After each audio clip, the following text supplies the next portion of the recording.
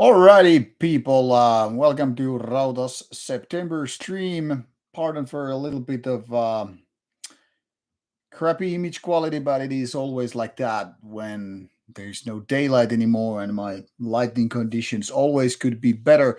I hope the quality of the sound is okay. Having my mic here with me, more or less. Let's see how far I can actually take it without actually blocking the view here. There's it. Magical mic. No, jokes aside, let's do it. Maybe it's time for my stream whiskey too. So let's grab a glass. Hey, wait a second. I actually had some wine from yesterday. Let's start this class style. Now, some wine. Had a crayfish party yesterday, so a little bit leftovers here. But so, as I was saying, whiskey time, and today it's going to be Islay Mist. This one is here, 10 years old blended whiskey from the island of Islay, Scotland. This is actually pretty good of a blended whiskey, though not as good as some of the best ones like Kalila, Lafroig, and so forth. But nonetheless, here we are. Yes, Cecilia Taylor, boozer. Some people are losers. Rauta, I guess, is a boozer. Oh, bad puns and all that stuff. Thank you, Misanthropia Records, um, clarifying that the voice is okay. News to you, by the way, just recently reviewed the Patient Omega album, and it's going to be in one of those Underground 3.0 episodes in near future, which is something that I guess I should be talking about. Recent albums. I was figuring out which way to start the whole stream episode today, and I was thinking, um, first of all, lots of good albums coming this year. I This is a topic I keep coming back often. That I find 2023 especially interesting in so many ways because be it death metal, be it black metal, be it beyond metal music in general, like even in terms of ambient music and whatnot. This year has been tremendous. There are lots of cool black metal ones and death metal ones out already, and if, of course, it's not limited to those genres. And yeah, I'm really, really happy about this year. A lot of good albums out, and even more coming. For example, still one of my personal favorites for this year, Cannibal Corpse is coming out soon with a new album. Primordial, never been a big fan, but I mean, I've already listened to twice the new album. That's also cool. Asagram and Yoth Iria are also doing new stuff, and I don't know. I'm stoked to hear the new songs, new releases.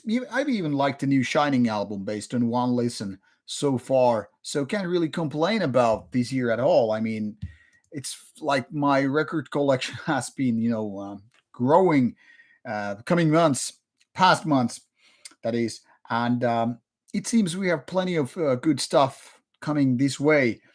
And of course, I'm now planning what to review next. I was just checking out my calendar here and figuring out, like, okay, this is now week 37, that is mid September. And towards the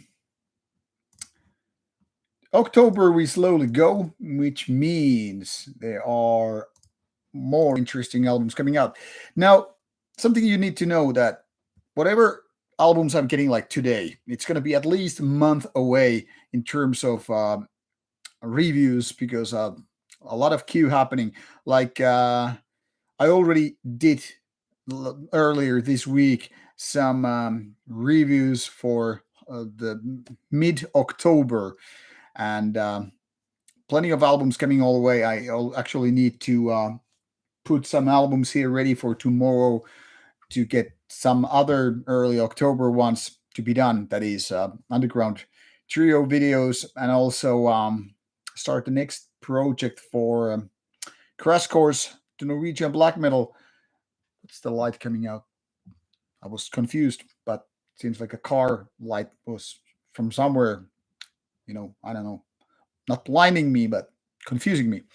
So as I was saying, lots of things happening, and I am going to soon do a new retrospective video series. Not so much a series like it's coming like every week or two, so, but something that people have been asking me to do the kind of a ranking or worst to best videos of bands that have not yet done stop doing music.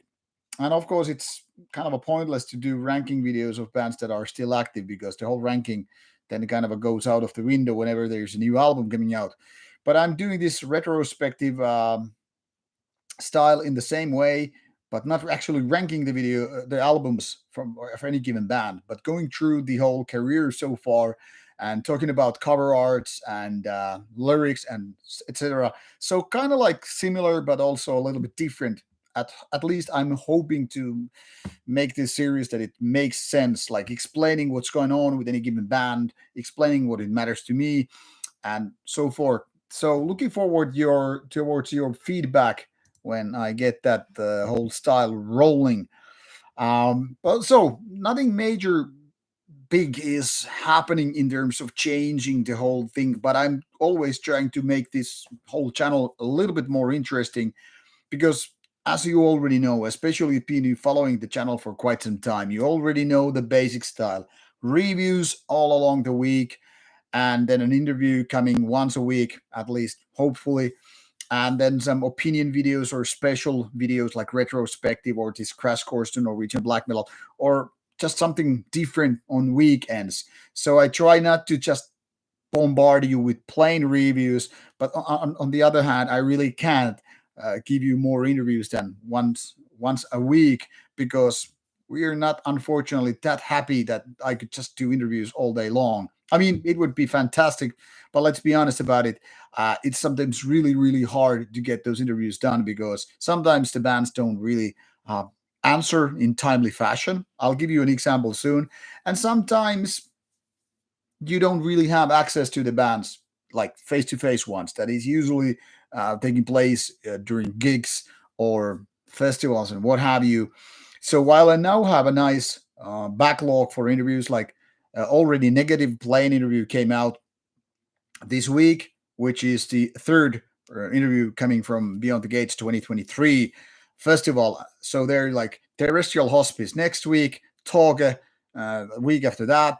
Then there is going to be Twilight's Embrace and Aeternus at least. And now I'm forgetting something. Yeah, Blood Incantation. So now it seems like there's a nice batch of interviews coming. But for example, next weekend, 1 week after this one, I'm going to Discamos Metal Cruise. You might also already seen my preview videos of that. And there are bunch of bands I would like to interview. Tiamat, Belphegor, and Biased. None of those bands have replied me, and I've already asked all the bands at least twice. So, uh, you know, try to understand my point here. It's only like 6 days away, and I still have nothing confirmed in terms of interviews from that particular cruise in terms of interviews. So who knows when the next interviews might be taking place. I should be getting some interviews done at Still Chaos 2023, where I will be the whole weekend, and I'm gonna personally play there with my own band, Nightside, as well. So it's gonna get a little bit tricky in terms of schedule. Like I have to do the gig with my own band, and then I kind of have to switch roles from this band dude to Rauta dude.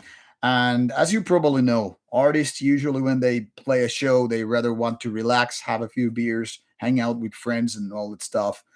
So I don't know how I'm able to switch this momentum. Like, okay, first we play a gig, then we'll have a couple of beers and talk with friends, and then I'm supposed to do some interviews. I really don't know if I'm able to handle it as nicely as I hope, but we shall see. Then there are lots of individual gigs, and by lots I mean a few. through the whole fall 2023 in my home city, which means if I'm at least a little bit lucky, I should be getting some individual interviews done during October and well, no, October, November, December. So if things go at least like half how they are planned, there should be interviews for the rest of the year, roughly, give or take. But then there might be breaks because nothing really happens usually in terms of December, January, February. So after the new year or so, there might be a short amount of time when there are no interviews happening until we are actually in the side of 2024, and things might be speeding up again when there are more festivals and events happening. But we shall see. A lot of things going on, and I try to, first of all, I try to serve all the labels, all the bands that keep sending me review copies so that my reviews are out in timely fashion. Sometimes really hard because, lots of queue. And of course, I try to do those interviews as much as possible. But like I said, it takes so much time and organizing and planning and all that stuff. Now, this is not to say I have excuses for how the channel is doing and how the stuff is rolling out. Merely trying to explain that there's so many different things happening at the same time that it's playing like with an Excel sheet.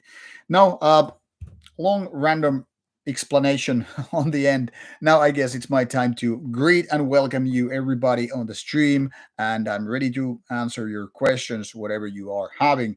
Um, I'm doing personally fine. Thank you for asking. Just had sauna today earlier. Did a little bit outdoor party. Yesterday there was a deadlift competition for me. Had my 250 kilos done. I was basically the best of the deadlift meet, but that doesn't really tell you much because there were only 3 people participating. So it's not like a big win, more like finally nice to do some heavy lifting once in a while, and then having a crayfish party with the neighbors and all. It was a nice weekend. I hope you had a good weekend as well.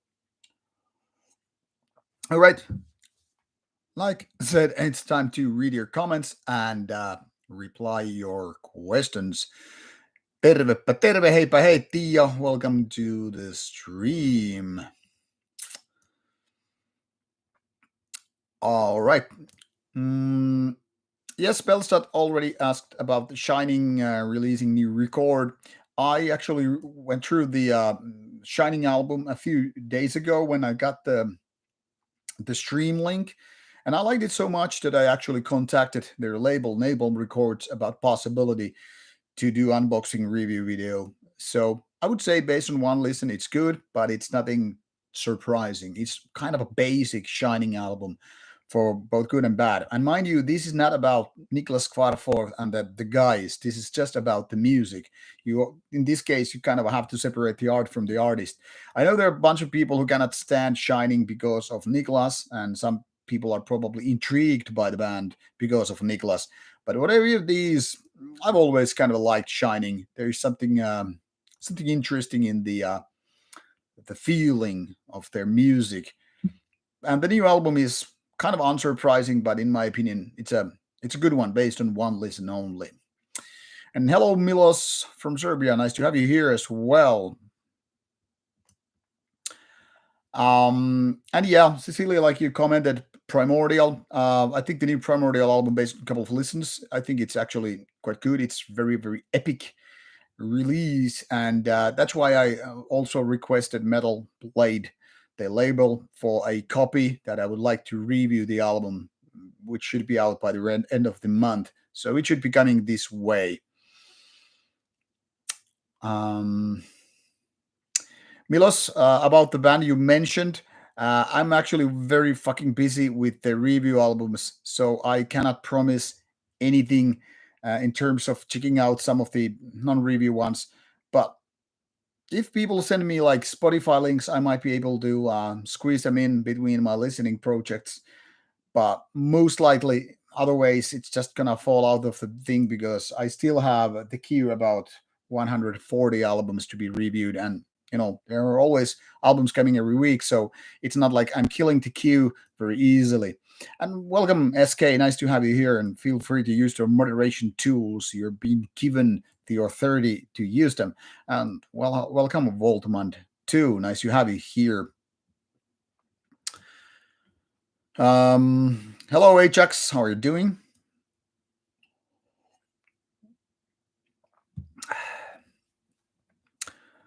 Asuka is mentioning that the new Askedem album will be out. Darkness Shall Rise in spring. We'll send you a copy. Thank you in advance. Looking forward to hear that. I actually wore the Askedem shirt recently at the gym. I even didn't remember I had the shirt. Thank you for that, by the way. Um, yes, Cecilia, thank you for your supporting words. I am not going to wear myself out. I have all the energy in the world. So it's more like about having the time because, like I said, when you're playing a gig, that takes time with some preparation, not so much afterwards. And I kind of hope that we're going to be one of the opening acts, maybe the opening act for Friday, because that would give me more time in the evening, which then again might give me a little bit more time to do the interviews. But I'm not stressing about it. If it seems like the schedule is too much to handle, then I will focus just on our own gig on Friday and do some interviews on Saturday. That's actually something that I did almost 2 years ago when we played in Turku with Nightside. During the night that we had our own gig, I didn't do any of the interviews because that would just interfere with a lot of our plans. And of course, being a little bit nervous on stage for first time in like over 20 years. So I had to focus more about, making it happen on stage and, being with the bandmates and all. Okay. Phone is beeping sounds.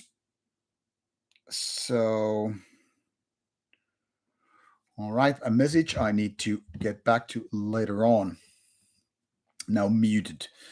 But yeah, we'll see how it goes. I'm not we're stressing at all about Steelfest. Steel Chaos at this point. It happens when it happens. Um, Nice to hear that, Cecilia, you had a good weekend. Summer is always over, at least here it is. Still, that being said, I went for a little bit of a skinny dipping today, straight out of the sauna. Gotta say, the sea water is actually quite cold this time of the year, at least in Finland. Oh, now that Demo Shach is asking, what's the story with the football? Some people might have noticed here on the background, you see this American football right there. And some people are asking, like, hey, you didn't see it. Well, I wouldn't say I redecorated the office space here, but it's more about like the football has been there for, okay, now it's losing the zooming. So recently I did some organizing with the CDs, what have you, behind and all that stuff, like putting them better in alphabetical order and stuff like that.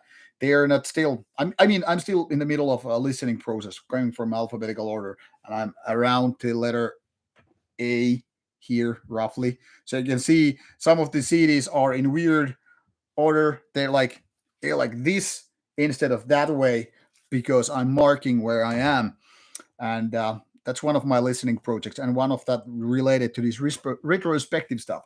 But the American football, I just kind of take it a little bit more forward because it has been there on these one of the speakers for years. And the story is that when I was, say, about 15 years, whatever, long time ago, I became interested in American football by watching Super Bowl games. So for a lot of years, I that was like my only source in Finland to watch American football. Super Bowl once a year. That's it. No following any kind of league and all that stuff. Like some people do when they're into some kind of sports, they start to watch ice hockey and NHL, or they come into liking a soccer football games, and they start watching Premier League or whatever. But in my case, it was all about NFL or American football, and yeah, I just watched Super Bowl until like 2008 or so, and then I remember one of my friends were asking, like, "Hey, how come if you like American football so much, like, how come you don't just follow the league?" And to be honest, I hadn't even put any kind of a effort to checking out the possibilities to watch American football in Finland. And then there was this satellite TV company that offered for quite a bit of money, but still to show some of the games, not full leagues or anything like that, but multiple games every week of American football. And I decided, like, hey, okay, this is it. I'm starting to watch the league, not just Super Bowl once a year. And when I went to United States in 2009 for the first time, that's when I picked my team for the first time. And it's kind of a, made my interest for, American football even deeper because I was actually on US soil. And, that's when guess started, figuring out that I need my own team, New England Patriots. And ever since I started, buying, American football shirts. So it's no secret. Sometimes you might even see on my review videos, instead of some band shirt, that I'm actually wearing an American football shirt. So eventually, of course, I had to buy a football like that. So it's just one of those kind of souvenirs. I think this was actually given as a gift from my Finnish friends who were living in United States at the time. And I think they brought this to me as a gift, like, hey, you like American football, you should have it.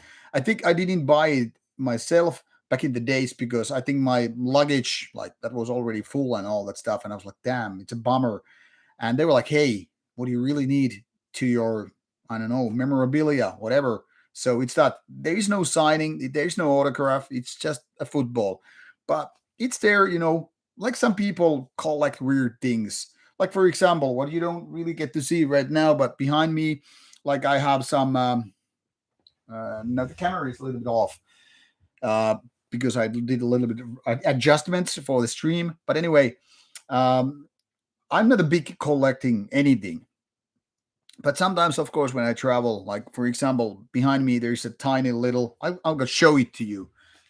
Hold on.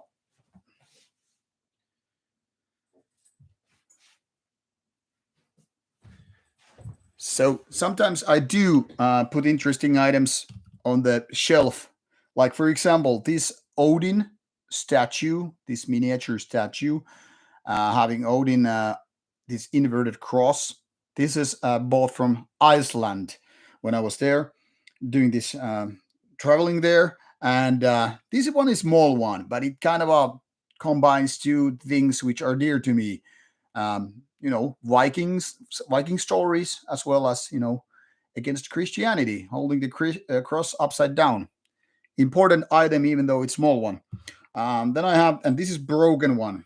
Of course, this is a flail. This actually weighs quite a lot, and you might see these are borderline sharp.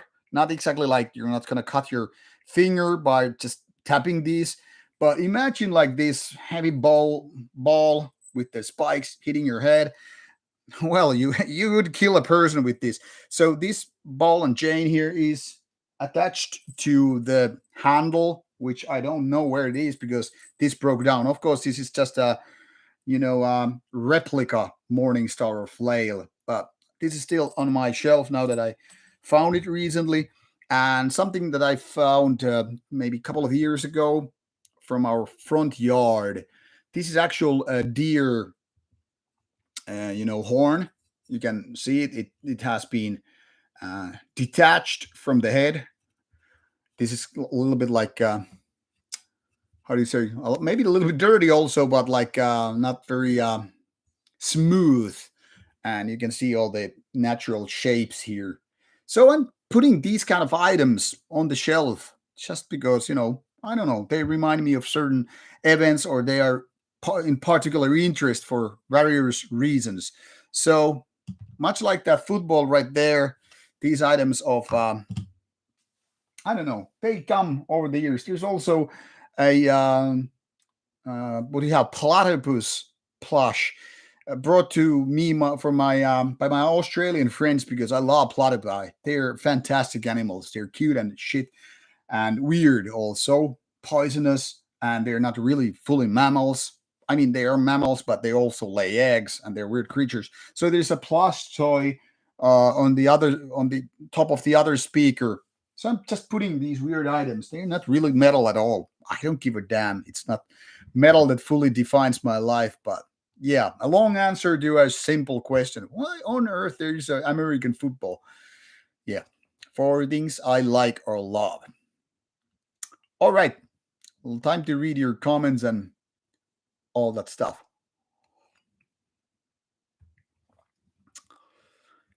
So give me a little bit of time, and I'm scrolling here for your questions and all that stuff.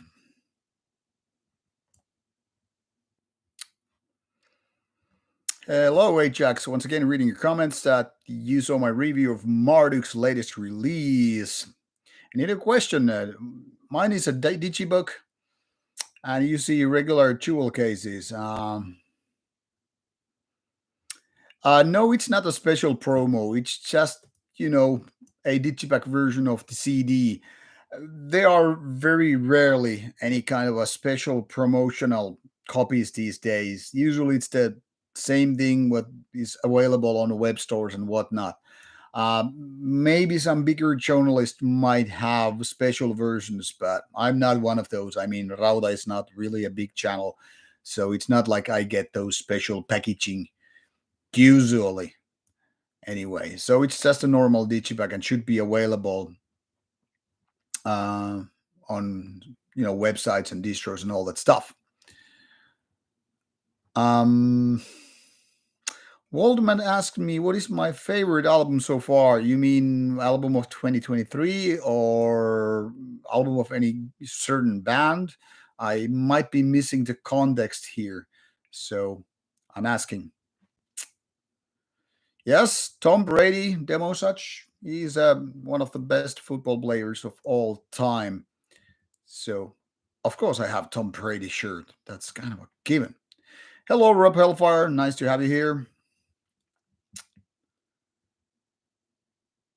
Cecilia, yeah. I know that you Americans have weird things and like, oh, you like the wrong team. I'm not talking to you. Well, luckily in Finland, we don't have that kind of stuff, or at least I don't. I know everybody has their reasons for rooting for a certain team. No, you have to understand, since I'm not American, I don't have a favorite state. I don't have a favorite city. I don't have any roots in United States of America. So whatever I am liking comes, strictly because I just like certain things. Like I'll give you an example. Archgoat guy who used to live in the United States for work, he is an Eagles fan, and that is related to roughly where he was working at the time. Now, for me, Patriots is because my first landing spot in the United States was Boston. And I like the city a lot. I like the history of Boston, being one of the oldest places in US soil.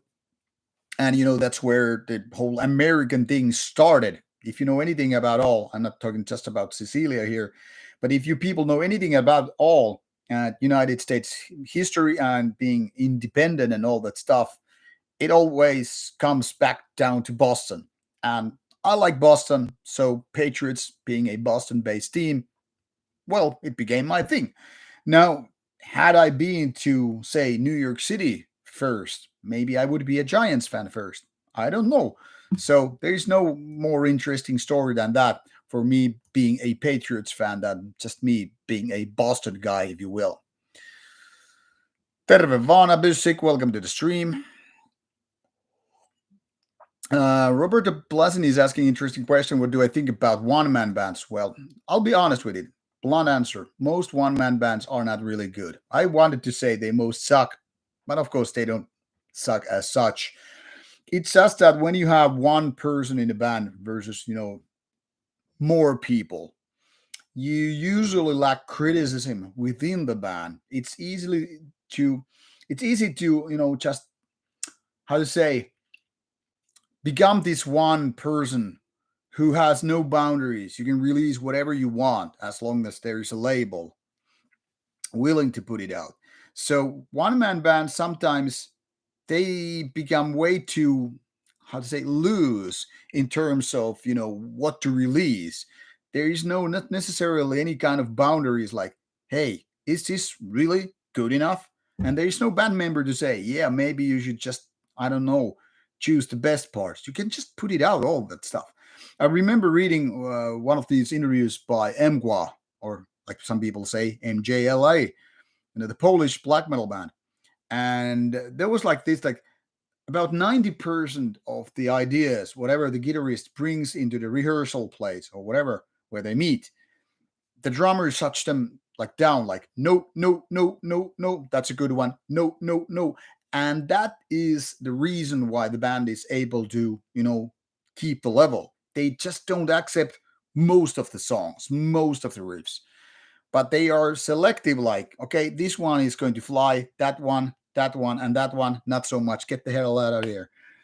So there's a reason why one man bands don't have this option. The other way to see it might be totally opposite, the contrary.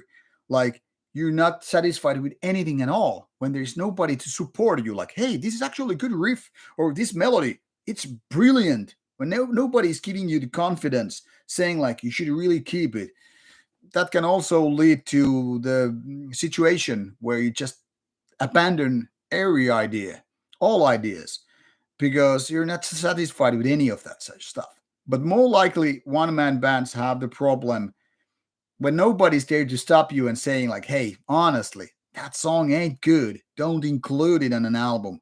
When nobody's stopping you and saying, like, hey, you're only in love with this particular riff because you're drunk. That's one of the problems, in my opinion, with one man bands. The other thing is not so much related to songwriting, but most people are not good in all the instruments. Say you are a good guitarist, say you also handle vocals. How about bass? How about drums? How about keyboards? Surely you can be decent in all aspects, but let's be honest about it. No matter how skillful you are, you still have the same 24 hours a day. So instead of, say, playing 5 hours a day that guitar, you share the amounts of hours with other instruments. Maybe you just play 1 hour that guitar, 1 hour keyboards, 1 hour singing, 1 hour drums. You get the idea. And who has the luxury of doing like 5 hours every day? Maybe it's more like you play 1 hour a week that guitar. You do 1 hour a week those vocals, and that you get the problem. You are never master of anything, but more like jack of all trades. So when you compare to these, for example, one man project drums, they usually are subpar in terms of skill and creativity versus the ones that are playing drums all the time. Because being a specialized in one instrument takes a hell of a lot of time versus when you just, I don't know, go all around it. So yeah, I see a lot of problems with one man bands, but I'm not saying they are automatically bad. Burzum is a good example how they can be really, really great. But then again, you all have to understand that Burzum either didn't work just alone. I mean, of course, there was only one man in the band, but for example, when he entered a studio instead of nowadays laptop bands, there were always people saying like, maybe you should think about this and that. That's called producer. So yeah, there are a lot of problems with one man bands, but can't really go too general and say they all suck or they all rule. But yeah, that's my view on one man bands.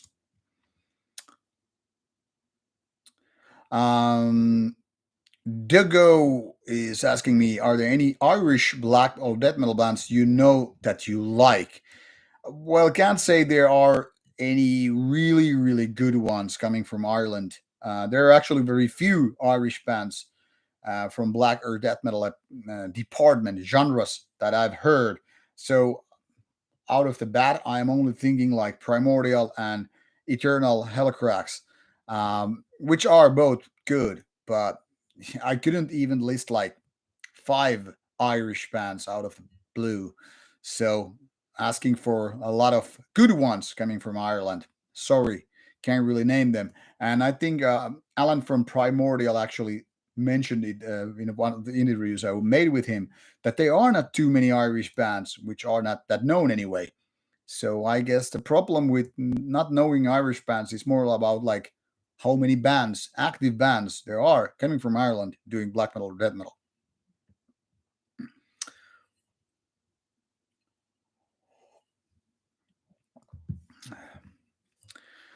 But yeah, these are some of the takes. And thank you, Waldman. Glad you like those souvenirs. What else?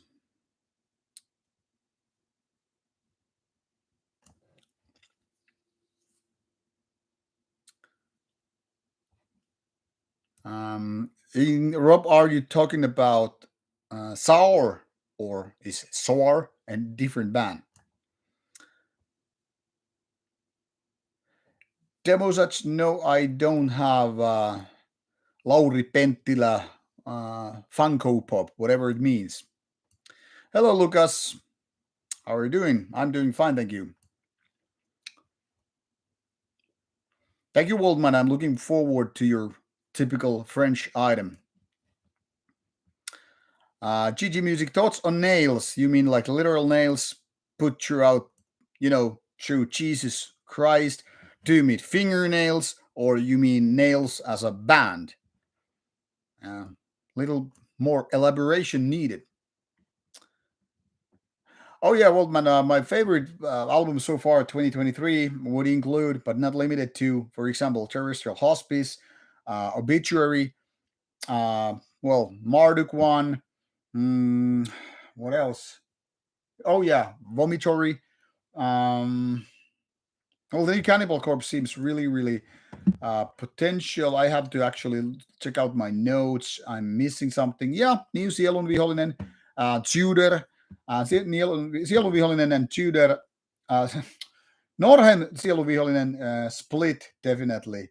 So quite a few favorite ones. I actually need to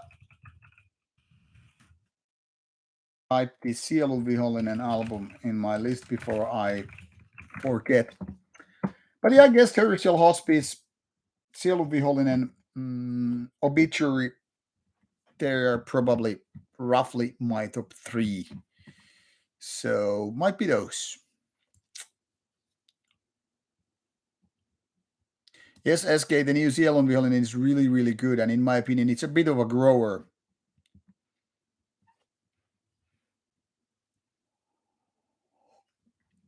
Yeah, Rob, I mean, there are really good one man bands, but I would say there are more good bands which are more than one man. That's all I'm saying. So it doesn't matter if a band has one member, two members, six members. It all comes down to individual band. So it's not about band members, but feel free to, I don't know, mention your like top five one man bands and we'll talk about them. Jack Tip Todd, no, I'm not tipsy. I barely even tasted the whiskey here. So, no, it would be weird to be tipsy just by staring at the whiskey, which is waiting for me. Cameron, two-piece bands are so much better than one-man bands, in my opinion, in general. A good example would be Doctrine. Another good example would be Mqua. So there are lots of bands, and when you have two people bouncing ideas back and forth, it becomes totally different dynamics than one-man band just deciding everything. So yeah, I think two-man bands are so much better in general than one-man band. But like I said, in the end, it doesn't matter how many members you have in any given band because each band is different. But I think two-man bands, that's when the challenging the ideas and throwing them back and forth is totally different.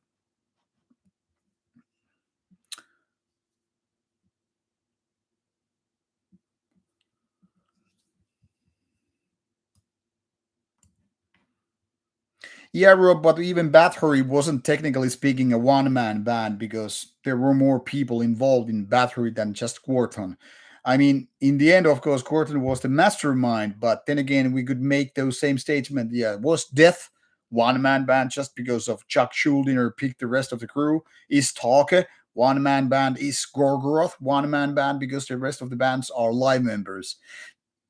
That's where you draw the line. When I'm talking about one man bands, I mean exactly those projects which do not even play live because it's just literally one person doing all the instruments. That means no session musicians for drums, no live members, and all that stuff. Hail Conjure is a good example of that. When he goes live alone. It's not like Tolkien, where it's Hust and the mercenaries, or Ancient, where Zell, Azazel, and the mercenaries, or Infernus of Gorgoroth and the mercenaries. So when we are talking about one man bands, I really mean bands like Burzum or Hail Conjurer for that matter. So it doesn't really count if you're like a one man surrounded by session members. Then it's not really a one man band anymore. It's totally different.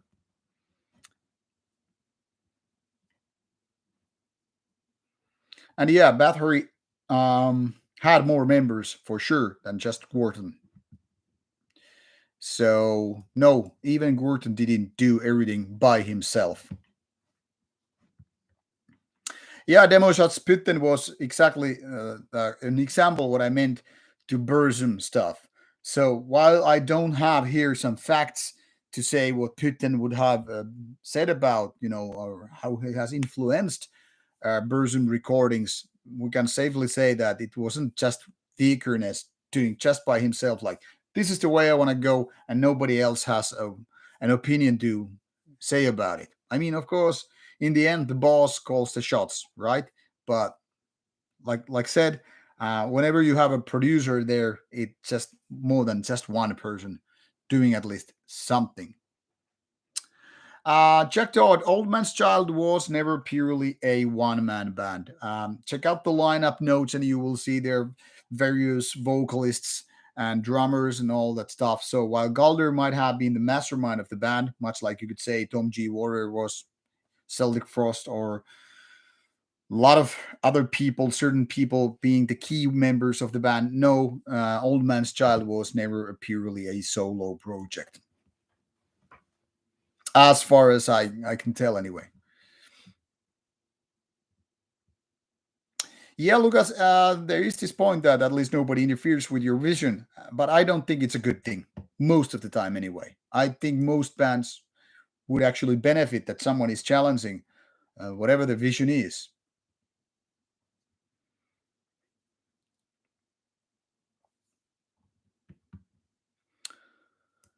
What else?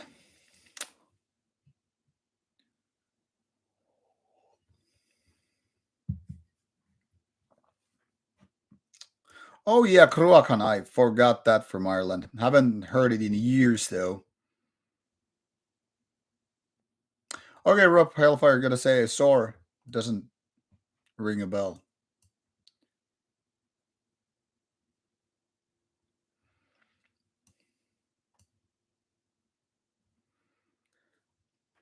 Mm, oh man, Blue Dose Nord. That is not really a good band. More doing not so good ones than the good ones. So sorry, I wouldn't call it a good band. New Dying Fetus is okay in my opinion, but nah, didn't got me going too much.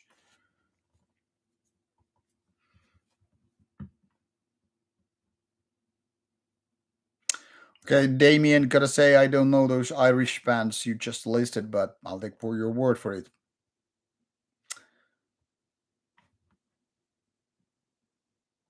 Demo, yes, I still have some Nightside demos left from 1997 as well as the Lions 2023 demo. So yeah.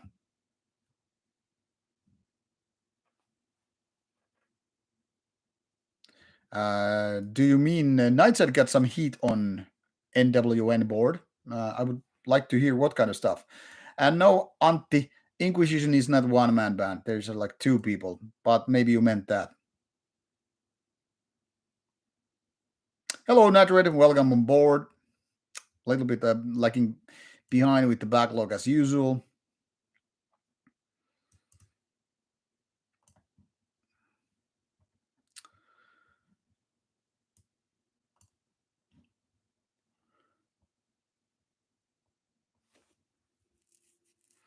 Debo, yeah, I meant Gorgoroth is basically Infernus, but like said, it's not like he performs alone. And actually, there was a Gorgoroth gig recently without Infernus. So, kind of makes a point that Gorgoroth is not just Infernus. Gorgoroth can exist without Infernus in live stage stuff.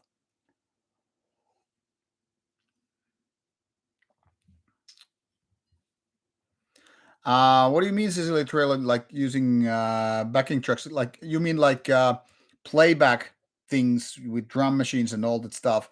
I mean, I guess it's kind of a mandatory when you're performing by yourself. So yeah. Well, Rob, let's be honest about it. Immortal wasn't a one man band except recently. The nowadays Immortal might be one man band, but to be honest, the album nor the press release said anything about who played, for example, the drums on the new Immortal album. So we really don't know if it's a one man band, but most of the time we're talking about a band that has existed more than 30 years. Immortal wasn't a one man band until recently.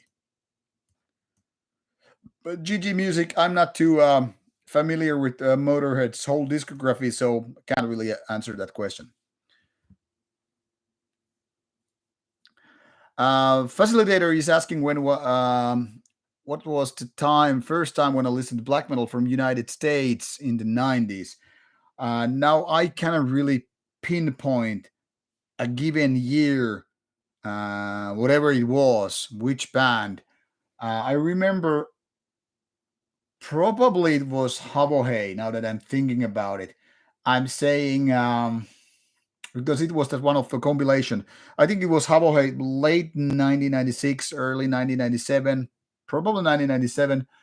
That's when I heard, I think, black metal from United States for the first time, and then I think Vaughn and Black Funeral came a little bit later.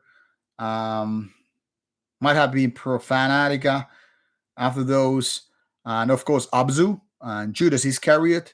These were late 90s. I'm guessing 99, 98 even.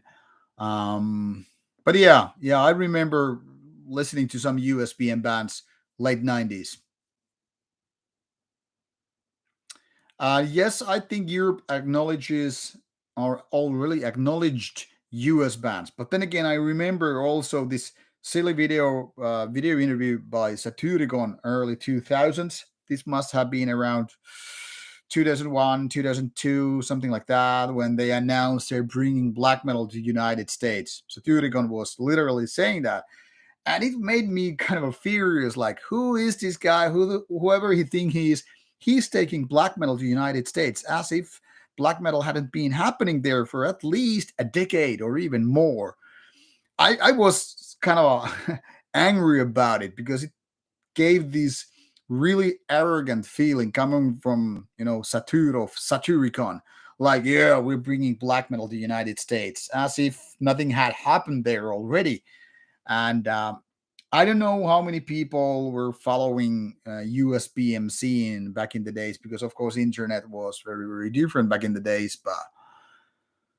But yeah, at least I got to know some of those USBM bands already in the 90s, not early 90s but late 90s.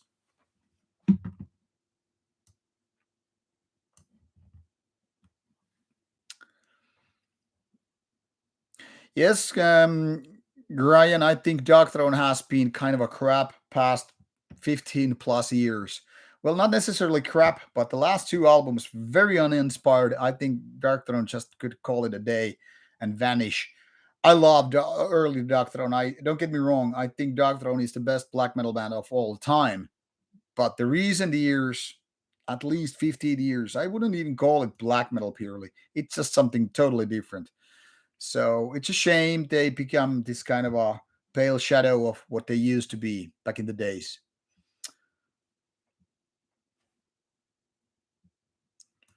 Yeah, Astral Fortress and Eternal Fails, horrible.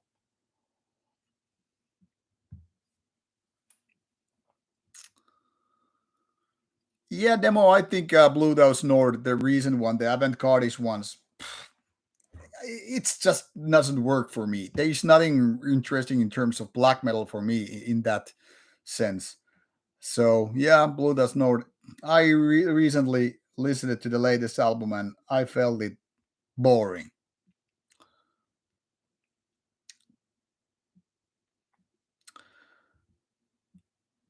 All right, reading your comments. Well, yeah, Abyssic Hate is a good one man band. That would count. But I mean, hey, they did one album. So there is that. Cosmic Throws asked a good question. Anything new that has impressed you? Yes, a lot. If you have been watching the channel for more than a few months, you would already know that I do these um, every year. I do these like top 10 albums of the year, which are like good ones. Fuck, it's hot, so hot here because we had sauna like 2 hours ago. So anyway, yeah, I had to remove some of the clothes. Soon stripping more. So yeah, there has been a lot of impressing albums, in my opinion, past few years. Year 2023 is no exception to that. Now, once again, the Zoom is vanishing. It's gonna make this whole channel a little bit blurry. Let's try to get it done magically during the Zoom back to the game. So a lot of impressing albums indeed past few years. I think every year has a lot of good albums, but of course some years are better than some others. But yeah, I can't really say that I'm not impressed. I'm actually being impressed of the quality of a lot of new albums. So yeah, and of course there are new bands that sometimes like blow you away with the quality. Yes, Bill Echo. I went to the deadlifting. It was just like an open doors gym, kind of a small meet for deadlifting. I did it 250.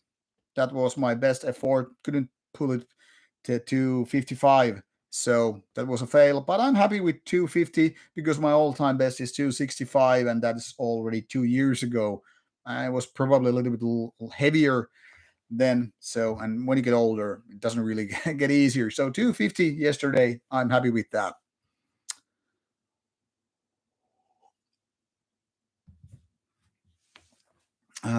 What's a creator class tree demo?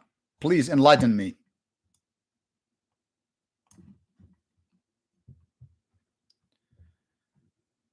Cosmic Throws, I think just Heart just basically vanished from active scene and all that stuff. But I think someone mentioned me when I was in Bergen that he was actually in a bar. But maybe he's not interested in creating music and all that stuff. Unfortunately, Hart was really, really good vocalist.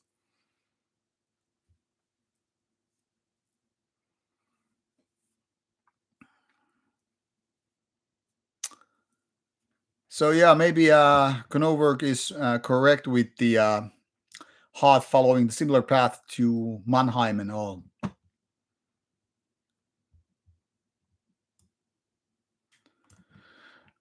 Checked out. I reviewed latest Immortal on CD. I actually reviewed on digital copy. I made an exception for that because I wasn't in Finland when the album came out. So actually, my Immortal one is still here wrapped. That is not meaning it won't go to my record collection. It just means that I haven't had the need to listen to it on CD just yet because the uh, well, review is already done and all that stuff. So yeah, CD review or more like digital review. Yes, Cecilia Taylor Day's Nightshade merch. There are hoodies. There are two shirts, logo shirt and the lion shirt. They are both available in various sizes. On top of that, only tapes and CDs. We might have Nightside patches later on with the reissue of the first album coming on LP and CD. So let's see how it goes.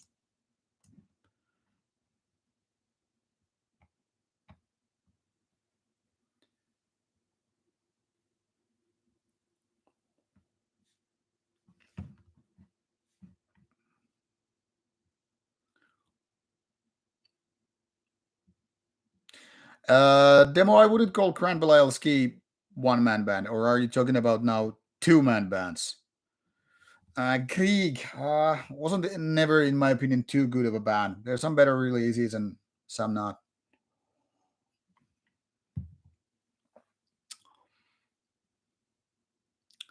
Yeah, I think Benji, you hit the nail with the two-man bands, like you said.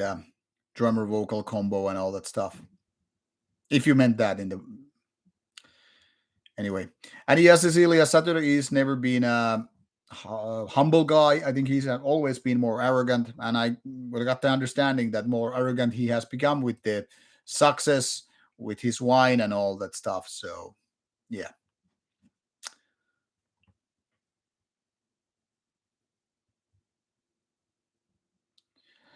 I think Brian Vaughn is so out of recognition for the reason that they broke up a long time ago. They didn't kept going.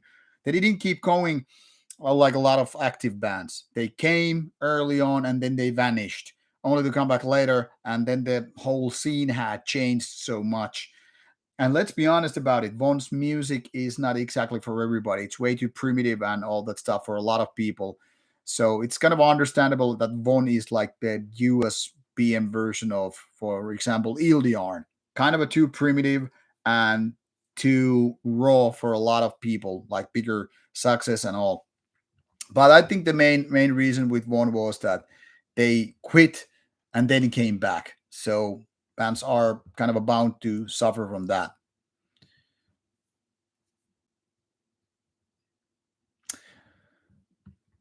Well, yes, NetRed people might think it's Spotify is for posers or whatever, but at least I need to listen something on the go, and that's where Spotify or Apple Music or Deezer, whatever, comes handy. Spotify is my choice because it's free for me, so there's that. Lucas is asking if I listen to Japanese black metal like Sabbath, Abigail, Psy, and all that stuff. No, I never got to like Psy in the 90s or early 2000s, whenever I heard it for the first time. So never went back to that. Abigail was kind of okay. Sabbath too. Sabbath actually played in my home city some 20 years ago. And it was okay. It was kind of a fun live band, but musically, not my big thing. And that's why I wear two shirts because actually it's cold in Finland already. Like, let me see, it's 8 degrees Celsius. How much it is in Fahrenheit? So 8 degrees Celsius is 46 degrees Fahrenheit, which means when you go out, you probably want to put more than just a t-shirt. So there's that.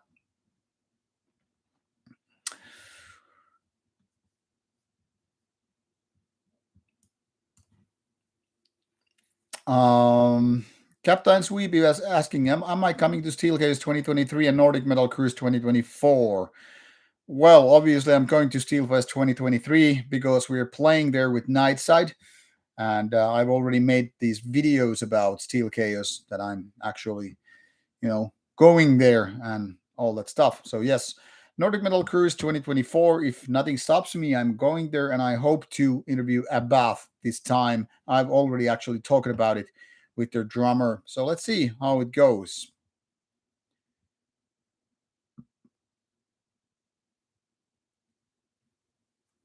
Um, Demo is asking what is my favorite Finnish black metal release. Um, I don't know. I am most likely to say it's Satanic War Master early releases. For example, the debut album. That must be one of my favorite ones.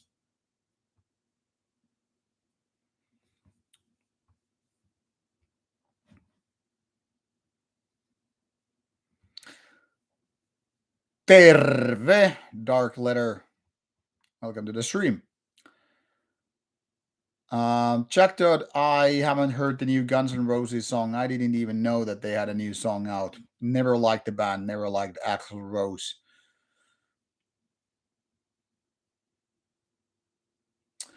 Well, that is a big question to ask. My favorite black metal years. I never went to figure out which years are better than that. So goes beyond the scope of this video, maybe. Um, I would have to double check the years in order that I am not talking about full of shit. So yeah. Well, Damien Hart was vocalist before Pest. If I'm not mistaken, if I remember correctly, it would be actually easy to check out. So let's do it. Hot was it from the first album, if I remember correctly. Um, yeah, Hot did vocals for Gorgoroth between 1992 and 1995. In other words, the original vocalist. And Pest took the job after him 1995, and then gave way to Gall, all that stuff. But of course, I guess a lot of people remember Pest because Pest had longer career. I mean, he came back to the band later on, but for me it was always Hart as the vocalist. And Gyro Lamp, yes, I already commented the new Shining that it sounded good yet safe for a Shining album.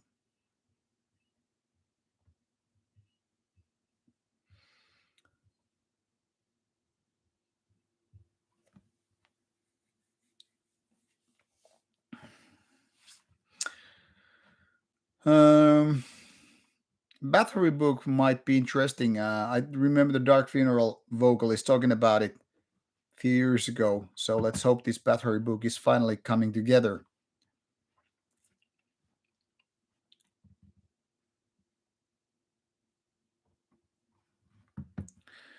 Uh, Auntie is asking, have I ever been to Partisan Festival in Germany? Unfortunately, I have not. Would be great to visit it, but nope.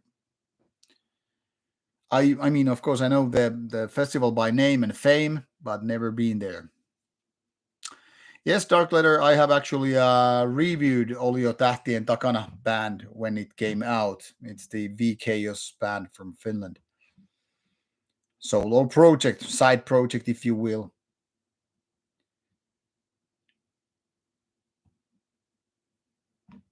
Oh yeah, demo, GBKS, USBM band. Yeah, but Grand Belialski never made a big impact to me. Sorry.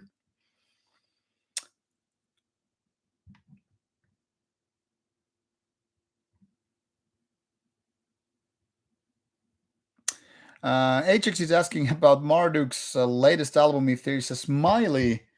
I think I put already on the Memento Mori album on my collection, so I don't remember seeing a smiley. So no, I cannot really comment if there's a smiley. I like it. I doubt it. I mean, um, so I don't know. Waldman, glad you liked the possessed interview. I think it turned out well. Vladimir, welcome to the stream.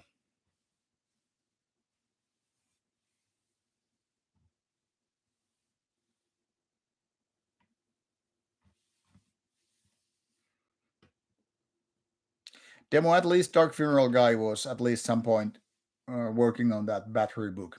I don't know the current status.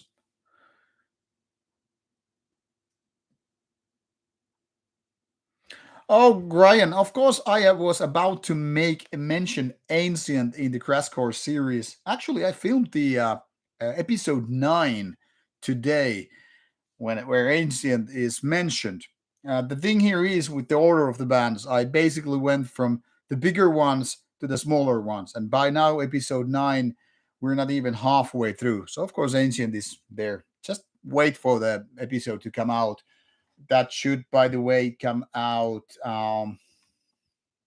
Yeah, next week, actually, next Sunday. So, yeah, that will feature Old Man's Child, Toulouse, and Ancient.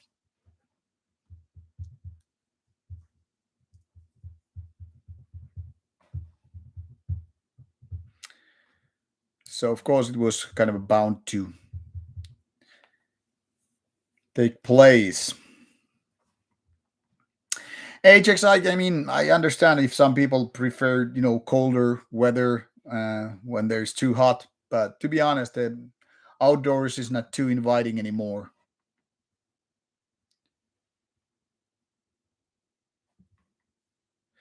Yes, Natred, that is very true. Live like a hermit, have no sex, just candlelight, and be the black metal incel. That's the only acceptable lifestyle. Very true. Cameron, can you define what you mean by obscure melodic death metal? I would say, though, most melodic death metal bands are not that interesting to me. But if you have good examples, go ahead and say the names. Have I ever spoken to Silenius or Protector from Summoning? Unfortunately, I have not, but would be great to interview them one day. Hola, Nestor. How is Costa Rica doing? Yeah, Tia, Still Chaos is gonna be good. I think we're gonna do a kick-ass show there. Who knows? Lucas is asking my favorite Polish black metal band or album. Well, I'm kind of divided between Graveland and Mgwa. Graveland because it was one of my early steps taken with the Polish black metal. So I would probably say the Celtic Winter by Graveland being my favorite Polish black metal album. But I do like the whole Mgwa discography, so that must be the number one contender.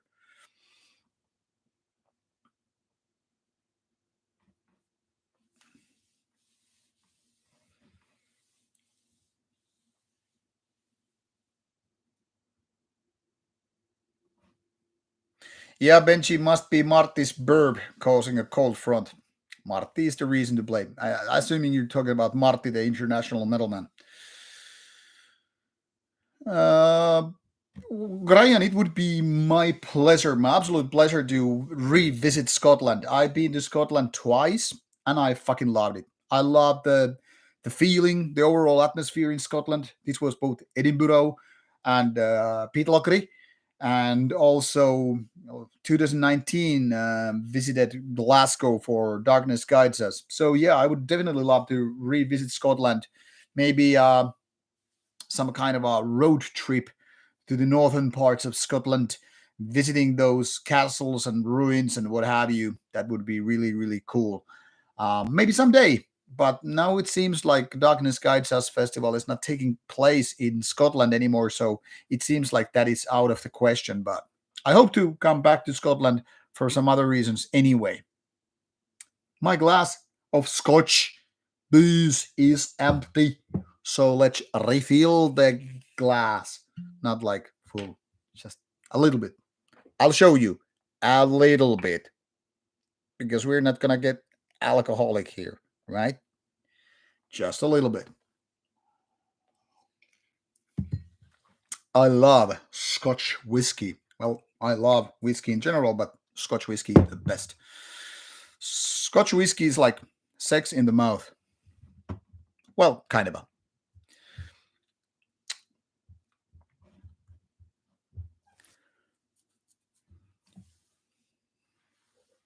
HX, my pleasure.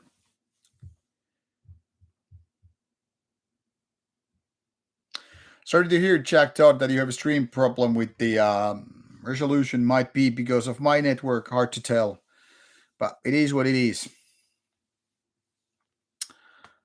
What else?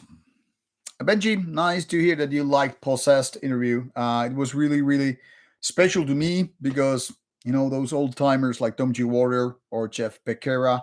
I mean, they're not going to be here for eternity, so of course it would be my pleasure to keep their legacy going on Rauta as well. I think especially it's important for younger generation to understand how long these guys have been doing their music, what kind of an impact they made rather than people talking about bands that have been here for say 10 years. So in my opinion, Possessed is very, very important band in the extreme metal genre, especially in death metal department, much like Celtic Frost becoming one of those or being one of those grandfathers of black metal and all. Of course, it's a shame that they never got the possibility to talk to Chuck Schuldiner of Death or say Gorton of Bathory, but sometimes people just die too young.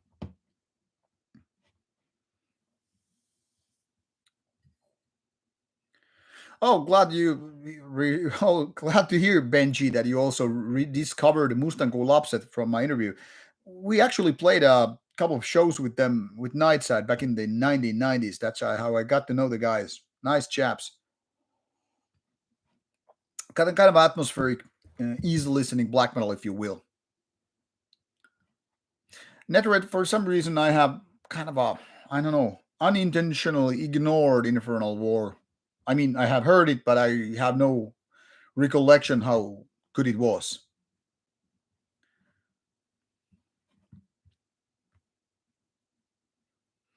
I can understand, Rob, that it's getting quite cold in Canada as well, so I totally understand you having a hoodie on. Okay, somebody's messaging me. Let me see. Hold on. Gotta be something urgent.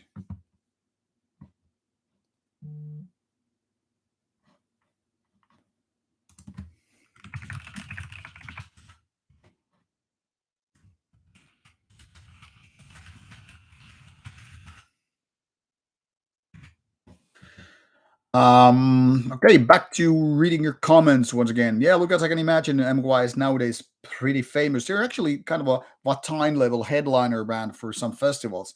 However, I remember hearing MGWA before they even had an album out. I actually was in talks with Skaven back in the days. This would must have been early 2000s on IRC. So yeah, and I think it's great that bands like MGWA has been getting the fame and liking because in my opinion they are a fucking good band. Jack Dodd is asking, have I seen Pantera live this summer? No, but I've seen Pantera back in the 90s when you know the original members were still alive, and Pantera 1994 was really a killer. Yeah, I'm a kind of a Pantera fan, but only the mid period, so to say. I don't really care so much about the early glam metal albums. Demos, such I think this was bought from one of those cruises. I'm guessing because this is a blended one. This must have been something like maybe 40 euros. Isle Mist is a little bit cheaper. Used to be even cheaper, but I usually go for single malt whiskeys anyway. So more on the 60, 70 euros price point probably nowadays. That stuff that I drink anyway.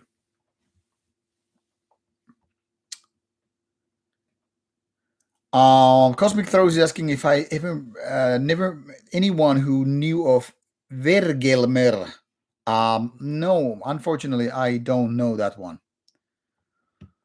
Prost, Oldman, how do you say? Salute or something else?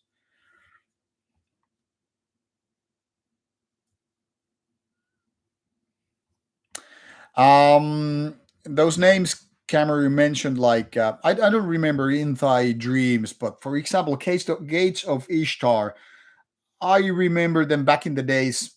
Maybe this was late 90s, early 2000s, roughly more than 20 years ago anyway.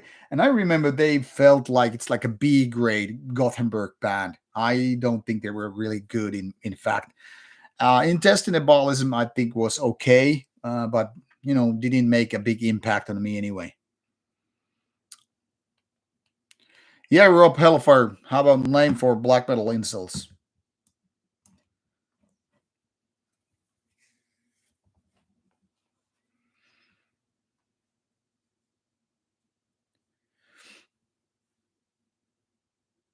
Oh, demo seen Jeff in a mosh pit. Fucking great.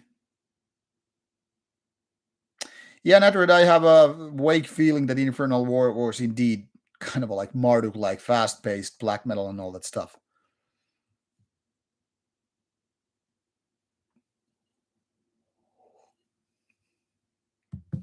Benji, no, at least here, um, things are not that political. Hello, Brandmons. Welcome to the stream. Grind is asking, in my opinion, what would you say the most overrated black metal band than the most underrated black metal bands? Well, I've said this for years now, but there's something I call Rauta paradox. Rauta paradox means all the bands are underrated and overrated at the same time. Why? Think it like Schrodinger's cat kind of a paradox.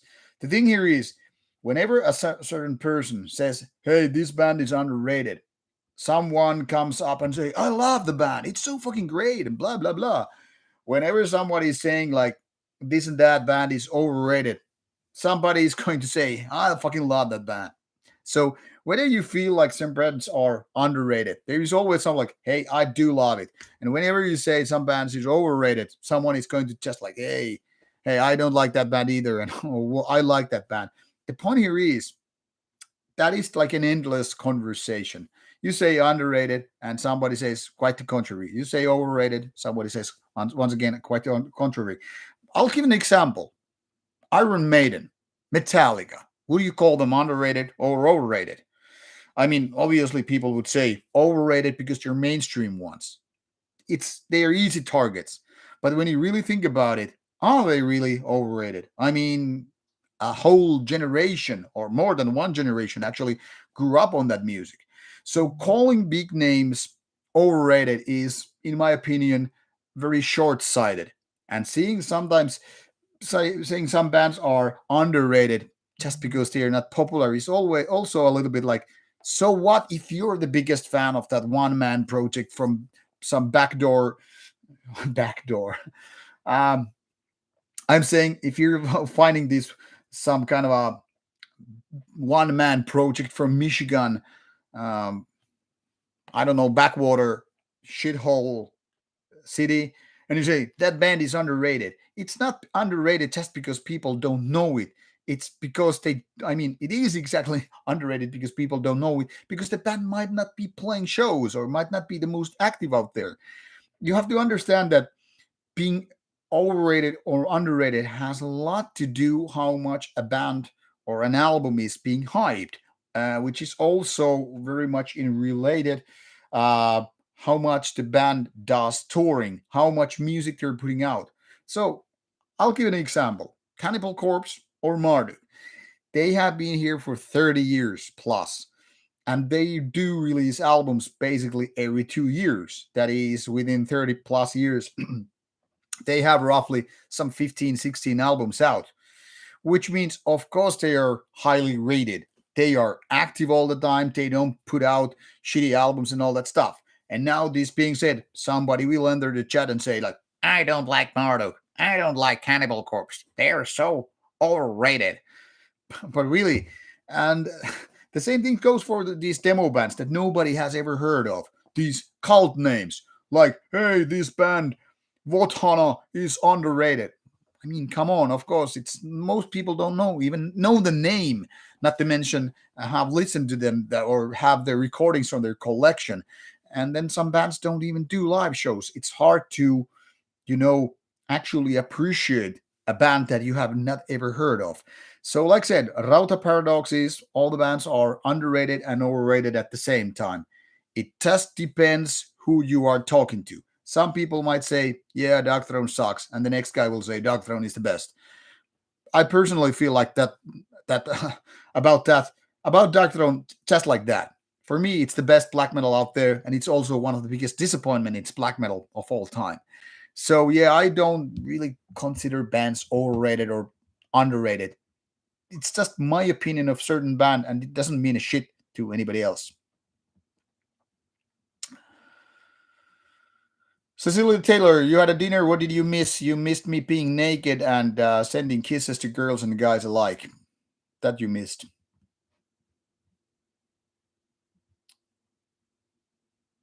Mila, I still have said I can still admit I have not heard Kriegsmaschine, even though I have known the band for like a long time by name. But yeah, I'm just too busy with the review albums, and then I just forget to listen to certain bands, which I kind of need to.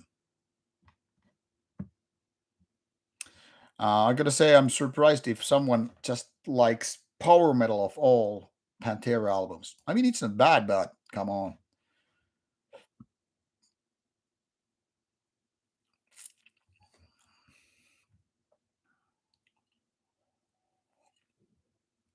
Waldman actually wanted to do a Venom Inc.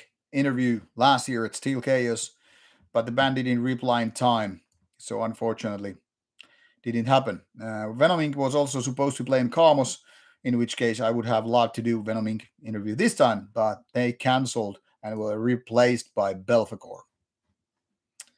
Yes, Waldman, I know that Prost means cheers in German, and that was why I was asking, like, how would you say in French your salute or cheers?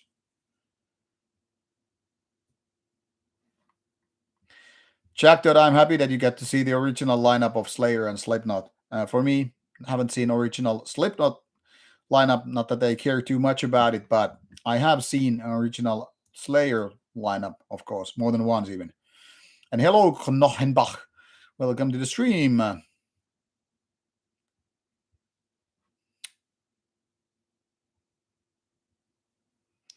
Dennis, I already suggested to Craft Guys maybe 4 years ago that I would like to do a video interview. They declined, and then I was asked if I want to do written interview, and I said I don't do written interviews anymore. So I don't know if Craft Guys will be up for a video interview someday. But yeah, they played a show in nearby city back 4 years ago. Sorry to hear, Brian, that you are having COVID. I hope you can beat the motherfucker.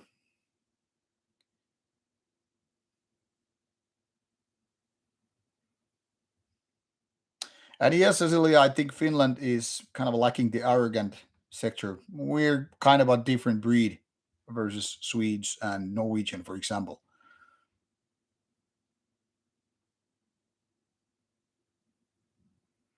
Well, Jairo, I would challenge that Iron Maiden comment. I would say for me, Iron Maiden hasn't done a good album in 30 years. I think the last really good Iron Maiden was something like Fear of the Dark, and I'm not even sure if that's that good. So yeah, but I mean, I agree with the Metallica point. I don't care about Metallica albums past four, maybe five at first albums. I mean, Black Album still has some good tunes, but anything after that has been like quite okay, but nothing better than that. But then again, I would say the same about Senjuju or Book of Souls. Like, whoa, huge albums in terms of length, but not good songs. So, in my opinion, both Iron Maiden and Metallica they prime in the 80s. Nothing like that after that.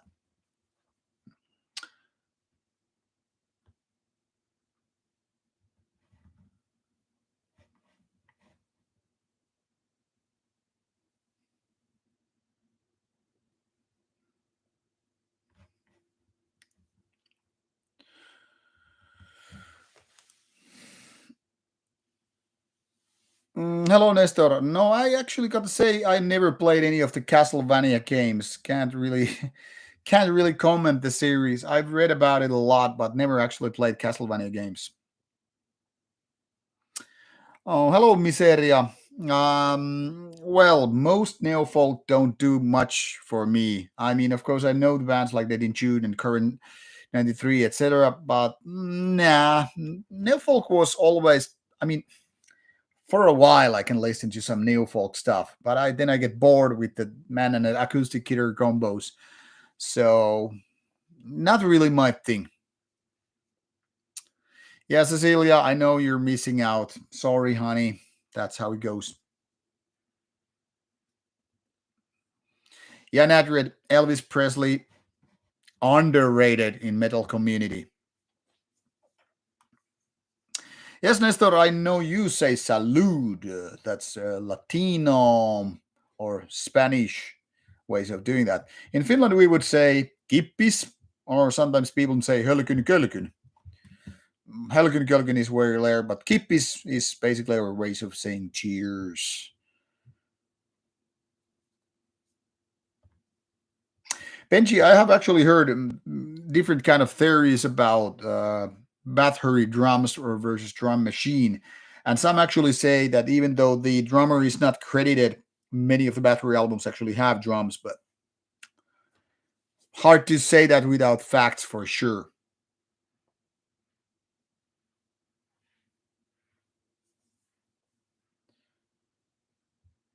Yeah, Dennis, my pleasure. I hope that the Belfagor interview is happening because that's also something that I wanted to do already last year at Steel Chaos 2022. But Belfagor wasn't ready to do the interview back then. Who knows if they will do it now? We shall see. Yeah, they are from Austria. Yeah, indeed. Oh yeah, Waldman. I think you explained it. Santé. Yeah. Yeah, Tia K already mentioned kippis or hölökyn, kölökyn.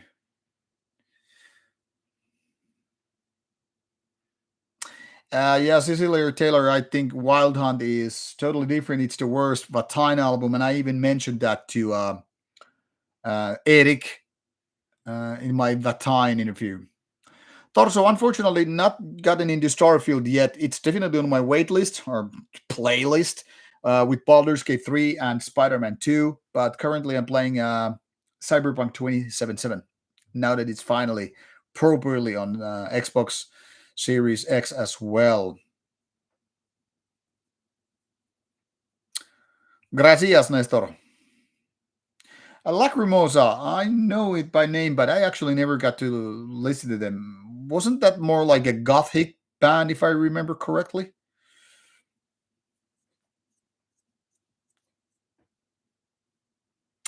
SK 80 hours. That's crazy. 80 hours would probably take me like I don't know. I mean, sometimes I feel like I'm lucky if I get to play like 10 hours a week. That's not most of the weeks. I mean, I do have the powerlifting uh, routine. I have band rehearsals and well, lots of responsibilities. So if I get to I don't know, put 10 hours a week, 8 hours would mean like 2 months. So yeah.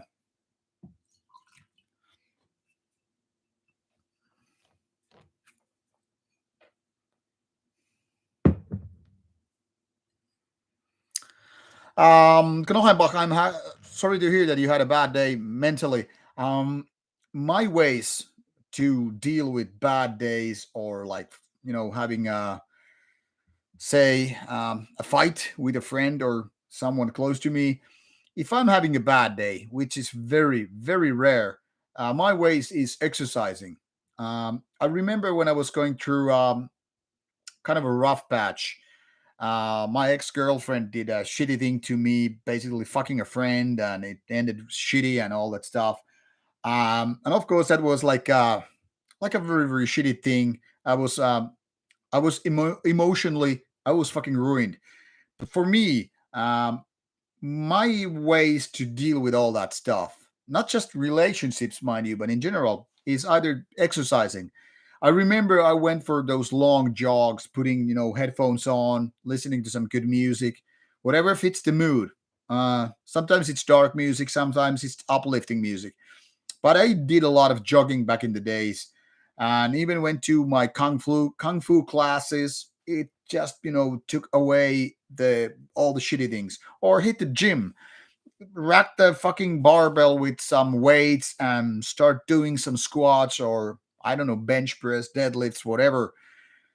And when the endorphins kick in, all the shitty, bad day, whatever goes away. So my mental pain alleviating stuff is always exercising, and that also helps you to get the good sleep. Like I know you when you have those haunting ideas, like say you go through a I don't know divorce or something, and all those demons kind of start drilling their holes in your head, and you're a mess, and you're going through some shitty ideas and all that stuff, or maybe you just had a horrible day at work. You had a fight with your boss or colleague, or maybe the customers were a bunch of a-holes, and you're like, fuck. Sometimes you feel like you just need a drink, but do that exercise first. Go first jogging, go play tennis, go do ice skating, whatever is your thing. That is, it doesn't have to be the same as me. For me, it works when I'm working out alone, like going to the gym, doing some heavy sets, and then I'm sweating like a pig, and endorphins are like, and suddenly I feel like I'm the most powerful guy on the earth. So jogging or any kind of exercising, I think sports is the nature's own antidepressant. That's what I would say. Do that. And if you still feel like shit, go buy some good food, watch a movie, have a drink, talk to your friends. Friends are always the best thing out there when you have something to say. You just pick the phone and say, like, man, can I talk to you for like 30 minutes? I need to just vent something shit out. That also helps. Now, that's why I've never been a depressed person. I always like, meet a friend, call them or whatever if I'm feeling shitty. Like if I'm having an argument with a friend or whatever, like with my mom or whoever, um, just talk to someone. And if that's not available, exercise is the maybe even better option. I don't know. Depends, but that's how I would say. And cheers. I hope these are helpful.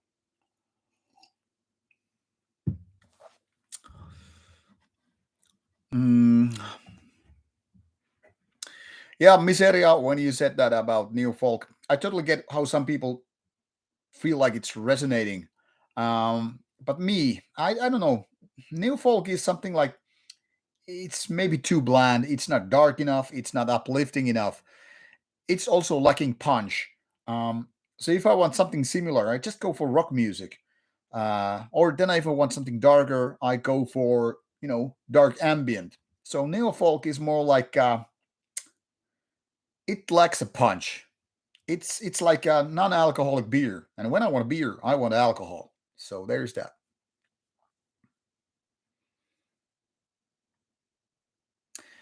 Yeah, Ben and G. Football, American football is not a big thing, but I've been an American football fan since I was 15, so decades now. So that explains. Somebody actually asked in the early stream why I do have that, you know, American football right there behind me.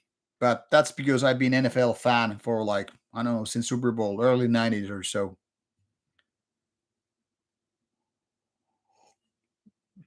Yeah, Nestor, I haven't been really following a lot of Bruder Son owned bands nowadays. But I gotta say, I'm just so busy with review albums and these project for Crash Course that at the moment I'm not taking more bands on my playlist. Yeah, Aske, I totally understand. Really good to hear that you've been enjoying um, Starfield so much.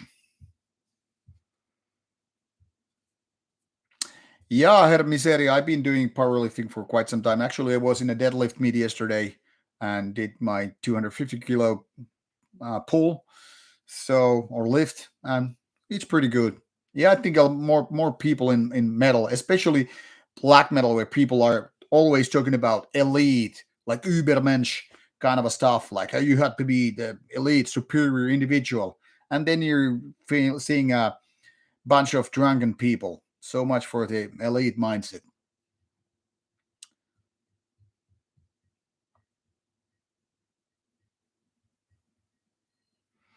Cosmic Throws. Okay, that was good that you came back to me about Lacrimosa. No, I never got too much into gothic metal. I mean, I don't loathe it, I don't dislike it, but those gothic, oh no, I'm having tears in my eyes, or vampiric people, blah blah blah. No, all those names like Theater of Tragedy or Tristania, etc., never did much for me. I remember, however, for example, liking certain. The Gathering albums because Anneke has such beautiful voice and all that stuff. But most gothic metal is just like I don't know. In a way, I don't mean any disrespect here, but it's kind of a too cheesy. It's like if gothic is this way, trash metal is that way, and that's when I'm heading. Maybe I just need more powerful, more violent music and all that stuff because I'm very extrovert. I'm very energetic. I'm not gothic type at all. That being said, however, I do like, for example, some Tiamat. So there's that. But mostly gothic music, not really my cup of tea. Basic, I actually went through a whole Bathory discography with my ranking video, but if you don't mind a spoiler, Hammerheart is the best, followed by Twilight of the Gods and Bloodfire Death. Fucking great albums.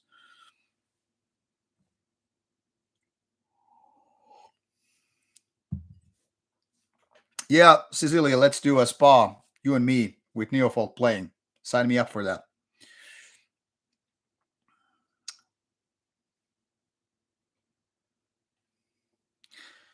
Cecilia had a question she forgot to ask. Happens to the best of us. Write down your questions and then you can just copy paste it to the chat. Yeah, Music Natrid is just trolling you. Never mind him. Of course, he knows it's a Venom album. He's just taking a piece at you.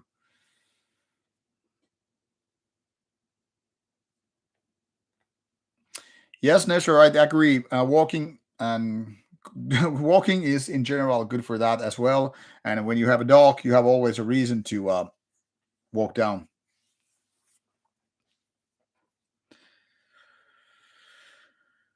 Yeah, Knochenbach, I was there on the documentary. The documentary was done by Harold Mentor of Right for Revenge, and we've known each other from since late '90s. So, if of course, it was like fun to talk to him. Being part of the whole documentary and all that stuff. Even though I was only briefly there um, in the documentary, but yeah, it was nice to explain my views on certain things and all that stuff. Of course, when we were doing the interviews, nobody would know how the whole documentary was to be received and all that stuff. And this was a few years before, for example, Rauta was founded. So of course, there was no background for that stuff at all. I was just merely there on the documentary because I was already quite known review guy in Finland for black and death metal. So that's why I was in the documentary, I would say.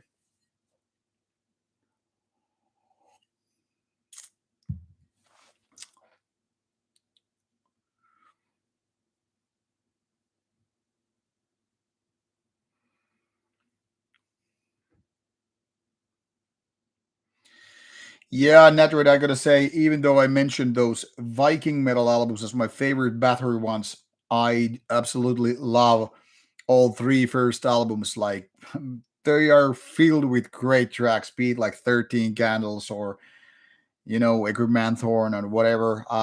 Battery is just one of the greatest bands of all time. Hence, I have a few Battery shirts.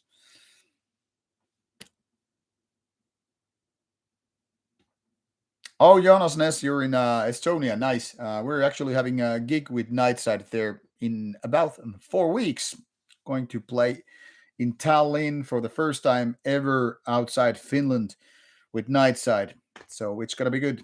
Beautiful city, as much as I remember.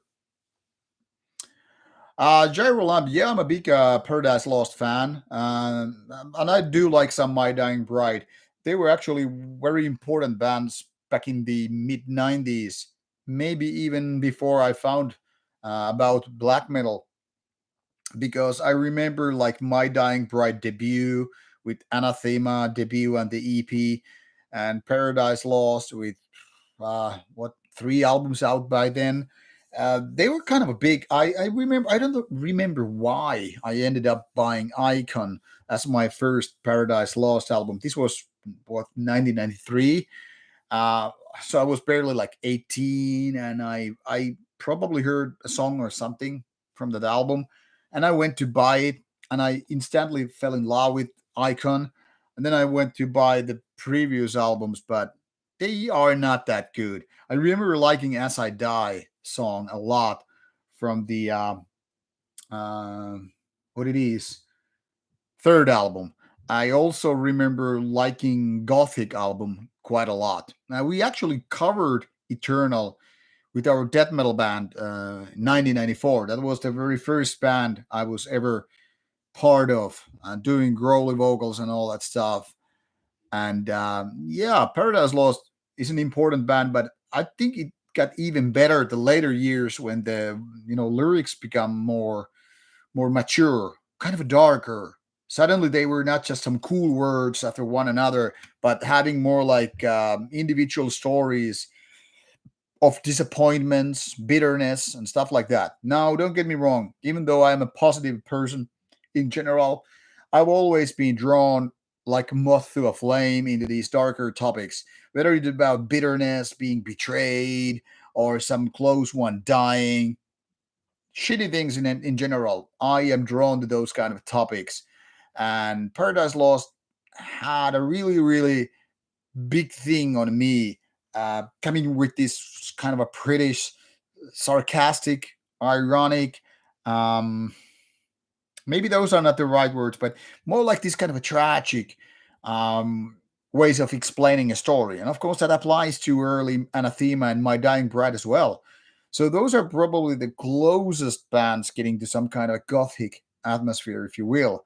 Paradise Lost and My Dying Bride having the certain kind of dark aura around the music, like being about human tragic losses or events that will be all about disappointment, despair, darkness, but without the black metal context. Black metal violence was always something different in the darkness. So, I mean, let me explain it this way. So, if certain black metal bands were dealing with darkness and darker topics, it was all about this kind of violence and danger. Where bands like Paradise Lost and My Dying Bride and other, especially British bands, they were almost like embracing these darker topics in a way more kind of a sad ways. Um, I think you would get the feeling what I'm describing here if you would listen to, for example, Pink Floyd's song Sorrow.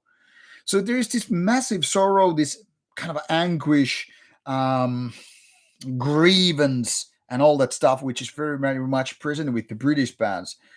And I kind of like it more in certain ways than the darkness of black metal bands, because where black metal bands were all, especially during teenage years, tapping into this darkness in a very juvenile ways, like yeah, let's celebrate darkness and write down some evil lyrics, which then again don't really mean much. I mean, if you really read a lot of those teenager years black metal lyrics, they kind of say like, what the fuck are you even writing about?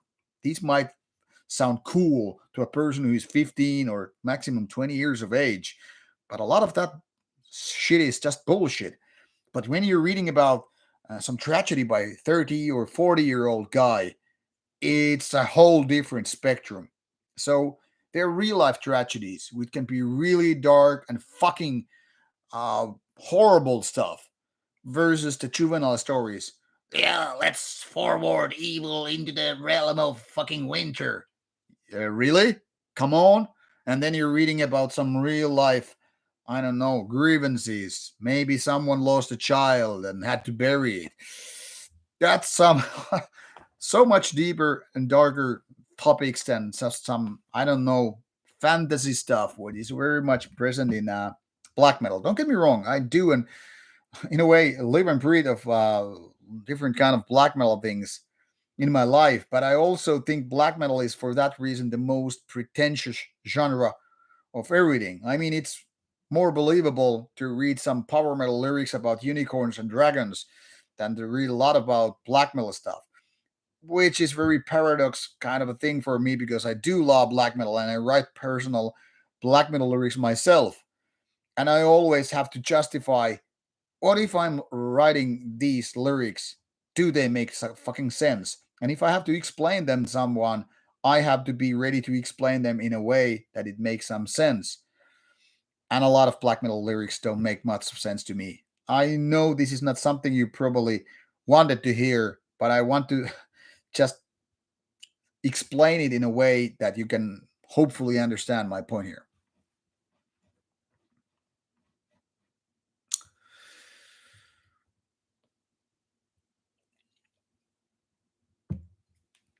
Ben MG is asking, what do most Finnish think of US?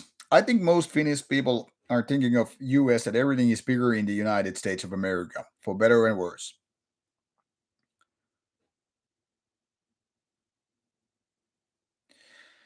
Yeah, Cecilia, me never been a big fan of Typo Negative or Carnivore either. But when I read the Peter Steele biography, it was last summer, year ago.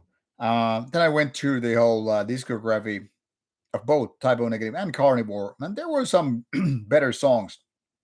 But yeah, most of that I am not exactly a fan of those bands. But I gotta say, Peter Steele, he was a musical genius, and he had a great voice and did good lyrics and all that stuff. But yeah, I'm not exactly a fan.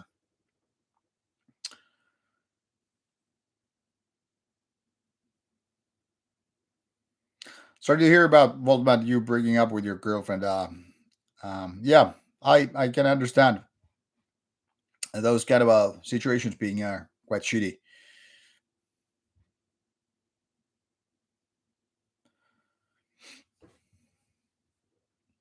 Oh, Nature, you started with Nordland one. Well, that's a good one. I like both Nordland ones. My first battery one was actually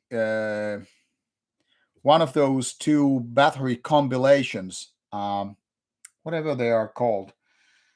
Uh, God damn it! Now it's on the tip of my tongue. Those battery compilations which featured some of those tracks that never made two albums. They're not called requiems, but fuck. I should go to my.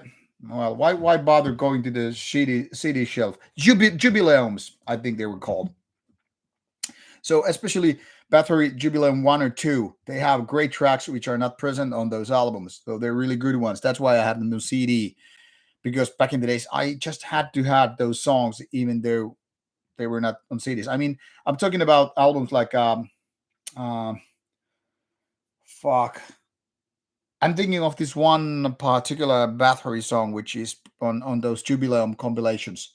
It will come back to me, I mean, later on, but they're the ones that kind of introduced me to Battery, and later on I went to the Viking ones and black metal ones and all that stuff, and it was love. Yeah, Battery is fucking great. That's being said now.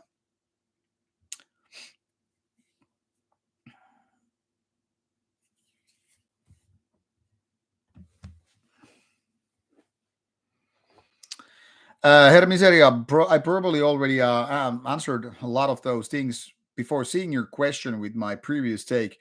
Yeah, I think a lot of those edgy things in extreme metal, without backing it up, so to say, is just like kind of a poserish stuff. So there's a lot of shock value thing. I remember around early 2000s when a lot of bands went for doing some kind of right wing stuff and all, um,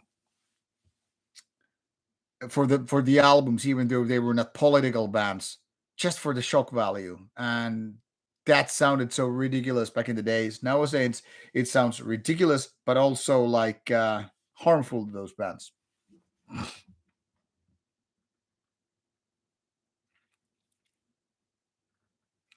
Cecilia Taylor, I gotta say, I dated this girl 96 or so, and she had this playgirl issue with Peter Steele spread.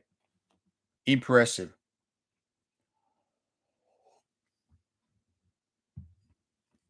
Nestor, I don't know if there's so much traditional food for winter.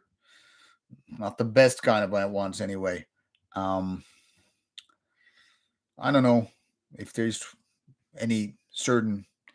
I mean, Christmas food apart, I don't know if there's any certain. Maybe some soups. Yeah, well, man, I'm happy that we're Nights that is going to Estonia play. Looking forward to that.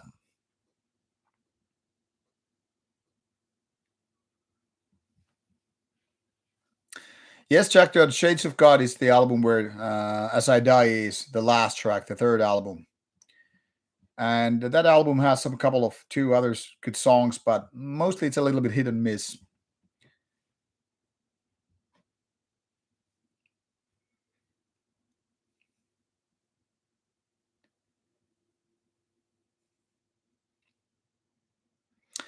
Knochenbach, I've been to Germany quite many times, closer to 10 times, I think, because I've been to Wacken alone like 5 times.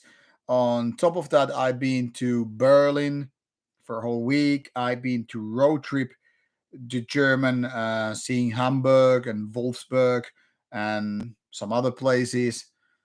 So right out of that, at least 7 times. And when we were driving to Spain last December, we went from Lübeck to Netherlands and Belgium. So at least 8 times to German. And now German people have always been really, really friendly to me, so nothing to complain. German beer is not the best in the pile, but German, yeah, in my opinion, nice city, nice country with nice cities, and Overall, German people be nice. I would definitely love to see more German cities. Oh yeah, and then I forgot I've been to Gamescom expos at least two times in Köln. So maybe I've been to Germany to something like 10 times overall. But there's still lots of cities like Bonn or Hanover or places like that which I haven't seen. So lots of places to see. I mean, Germany is a big country, of course, but I've seen already like Berlin and Hamburg and Köln and some other places. So yeah, nice place. Berlin was, however, my in my opinion, a little bit dull. I guess I was expecting more.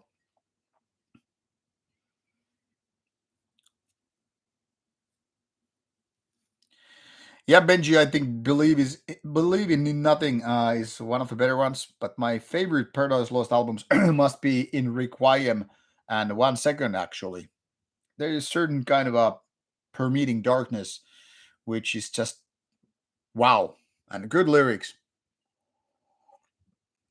Yes, Cosmic Throws, I can help you to define dark metal.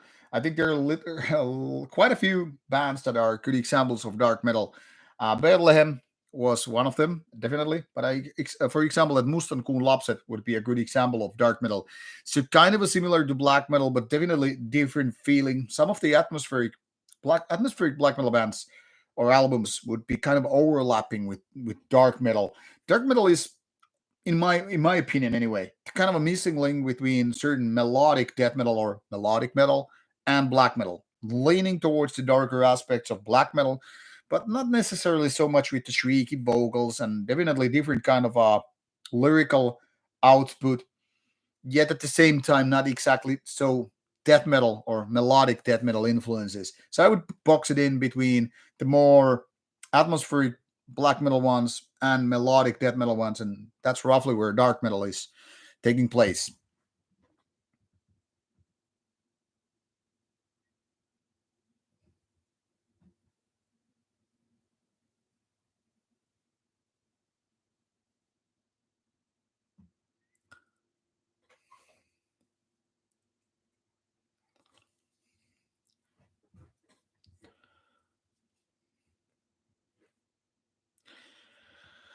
Demo, my favorite comedy shows are comedians, two different things. But classic comedians, I would say Monty Python, especially Holy Grail, is my favorite comedy movie of all times.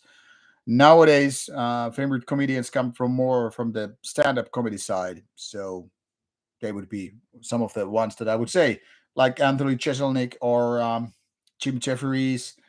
Uh, Burr, what the hell is his first name? Bill Burr, yeah, yeah. Those kind of comedies, and of course from the comedy TV side, definitely Sasha Baron Cohen, definitely one of the best ones, and of course, God damn it, I'm forgetting a name here. The American comedy guy doing shows like Eastbound and Down, Vice Principals, and Righteous Jim Jones. Danny McBride. Yeah, that's the name. One of my favorites, definitely.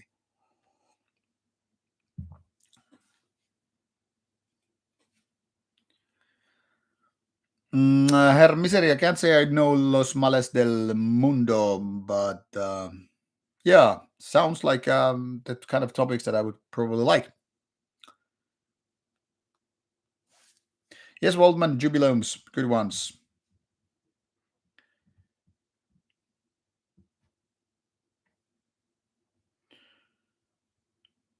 Oh, Spede 15 is talking about some of my favorite animals on earth. Repeating Rotta. Rotta means rat. Great animals. I had them as pets. And yeah, saying Rotta, they're good animals. But we can't just block this dude. Like, okay, he's now frozen. So, okay, when I actually uh, put those names frozen, all his comments got automatically hidden. Yeah. Sauna would be a good black metal alias. I don't know about that, but sauna is a great place. Cecilia Taylor is asking, "Do I have any vacation spot for next year? If I would tell you that, I would have to kill you." All jokes aside, I haven't yet decided vacation spots for next year. We shall see what it will be. Nestor Garcia, it would be my pleasure to visit Costa Rica someday, but I honestly don't know when because most of my traveling budget nowadays goes for festivals. So there is that. But yeah, it would be great to come to Costa Rica. Maybe one day Rauta is big enough that I have more money to spend on traveling, but not likely. Hello, Runas. Welcome to the stream. Actually, going to call it a night soon because almost 2 hours in, and I have work day tomorrow, so I'm gonna be in bed in about 30 minutes. Um, Uruguay, very very nice. Never been to Uruguay. Would be great to visit that country some days. But bienvenido.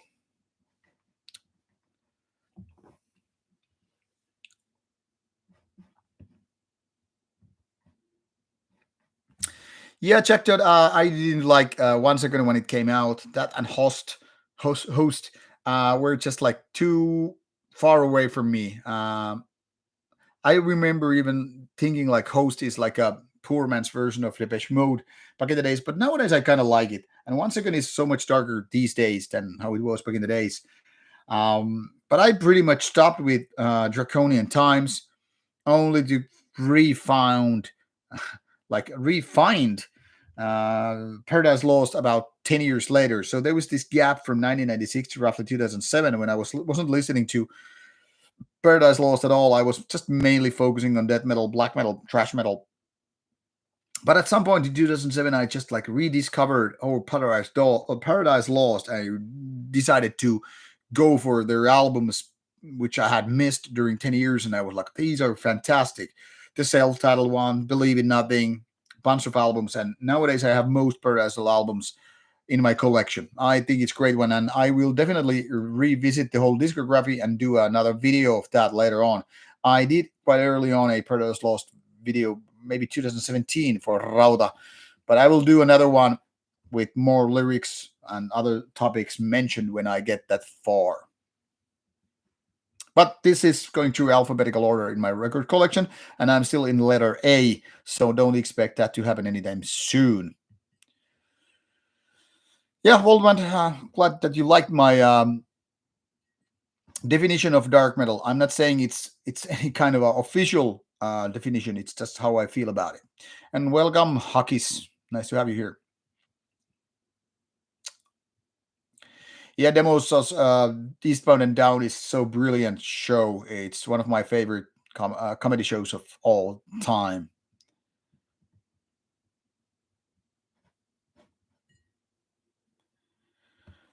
Um, Oh yeah, Nohemba. Now you mentioned Stormhide. Not exactly my cup of stuff. I mean, I'm not so much into national romantic music. It's that kind of too beautiful. But there's recently coming a reissue review of Stormhide for Rauta. I think my Stormhide review is coming out in. Let me see. The calendar is right before me. Where did I put see that storm height? Oh yeah, early October. And Netrate, I think sauna is underrated because if it was better rated, it would be beyond the borders of Finland. I think most people don't really understand the concept of sauna too well.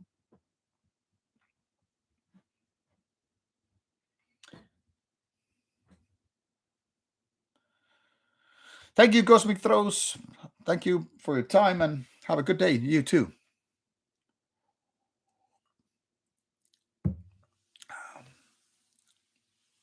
Waldman would be nice to revisit Paris. I really liked the city. I don't know why people hate Paris so much, but I think it's great, great place, beautiful city.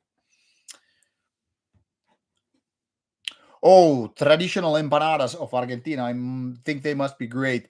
Our drummer's wife is from Chile, and damn, she makes great fucking Chilean empanadas. I fucking love them. They're fucking great.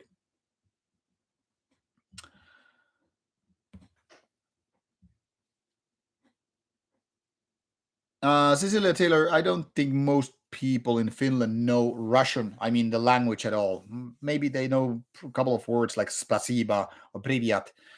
That's pretty much how much I can speak Russian. That's beyond it. Yes, demo. I remember Dark Metal was the Bethlehem album, and I think that's pretty well, describing the whole dark metal feeling. There's kind of a black metallic in the music, but at the same time, it's not that black metallic overall. So I think a lot of the dark metal wording came from Bethlehem as well.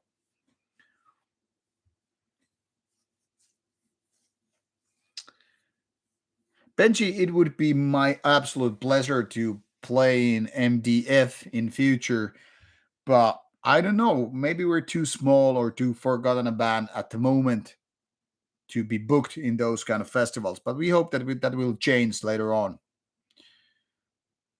And definitely would like to test some Natty Bow. Cowtails, they sound fantastic.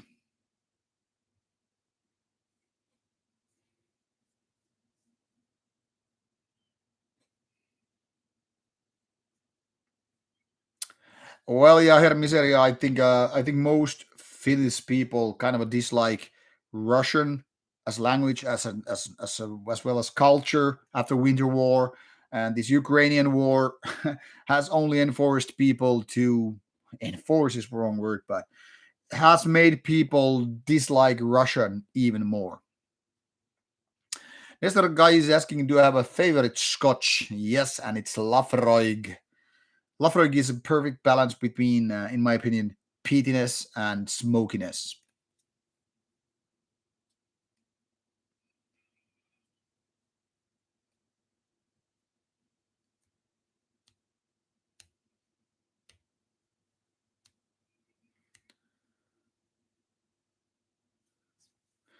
Natural is Natty Bow so bad?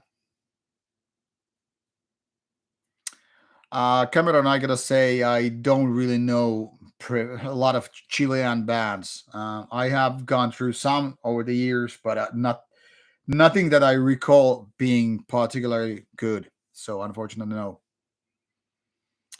Yeah, Lucas. Basically, when we're talking about Koskenkorva, we mean just the vodka. The all the other versions are not something that we refer to as Koskenkorva. But yeah, of course, Salmiakki version or Salmari is just the best stuff you can make out of vodka, in my opinion, or some of the best.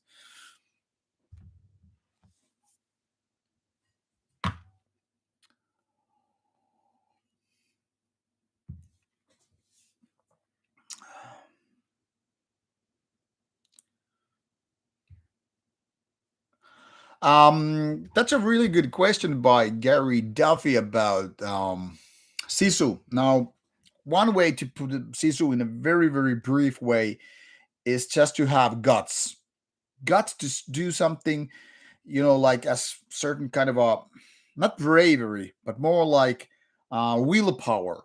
So it's more like it's like you take a little bit of bravery, you take the guts, you have guts to do something, add some perseverance on that, and then just sheer willpower. Sometimes Sisu can be confused of this kind of toxic masculinity, like you are just going boneheaded and trying to do something in order doesn't make sense. But I think that's a misconception of the whole word. um, Basically, Sisu means that you don't give up easily. You're just gonna, I don't know, you are having the mentality that you're not gonna give up, you're not gonna quit, but you're gonna just finish what you started, even though there will be pain, there will be suffering, and it might be some kind of a pietistic victory. So I would say Sisu is a combination of various words describing the Finnish mentality. Like no matter how cold it is out there or how shitty the thing is, you're just gonna keep pushing because you know you need to do it, get it done. So I hope this explanation describes you, Sisu, to some degree. Oh, Natred, Natty Bow sounds horrible if it's worse than Bud Light. Nestor, no, we don't really have red light districts in Finland, unfortunately.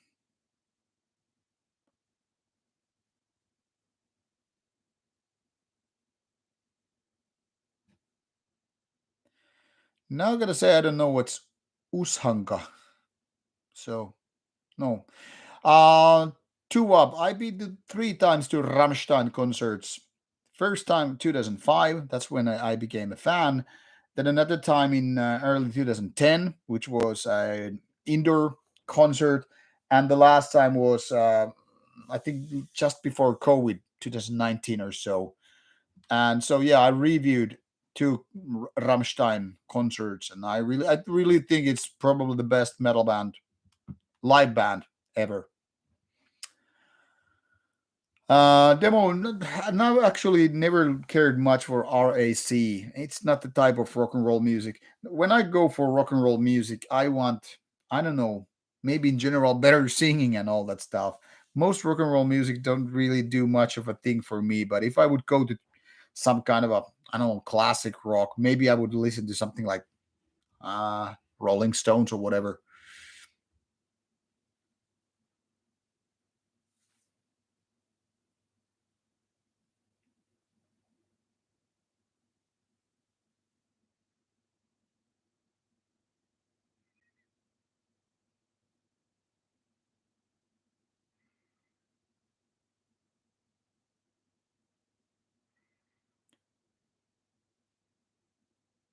Yeah, I would agree with Tia about those red light districts. We don't really have red light districts. We have parts of street, which is more like massage parlors and all that stuff, but not like districts like you would find in, I don't know, Amsterdam or Brussels.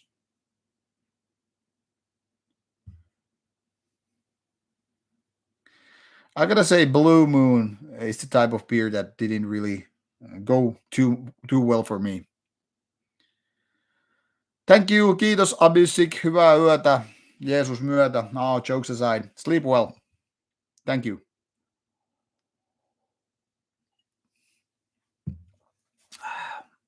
Oh, Lucas, that's a nice place, Sisu Arena. I like the name.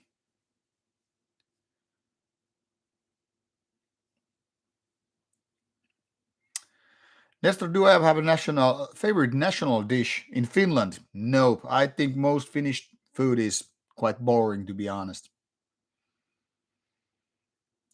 Cecilia, Fight Club type of groups referring to the movie. You mean like secret fighting clubs, like where you fight barehanded? No. I've been to a lot of martial arts, but nope, not the kind of that you see in the movie. Now let's put my whiskey glass away because it's time to stop drinking.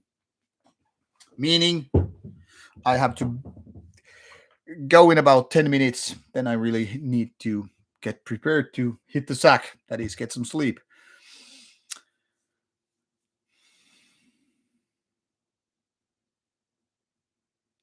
Yeah, Tia, and I happen to know that some of the sex services in Finland are organized when you just go to certain websites and you're looking for, um, paid sex and all that stuff.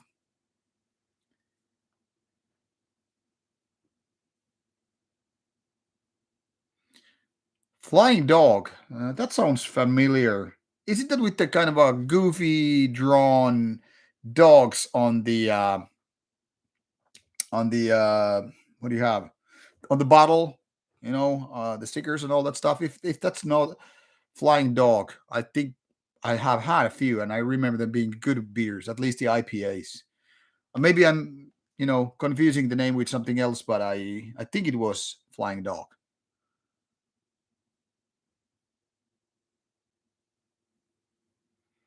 Yeah, Nestor, you could visit easily both Estonia and Finland at the same time because between Estonia's Tallinn and Helsinki, it's like 2 hours ferry trip. Oh, downtown Baltimore red light district. Gotta visit that someday.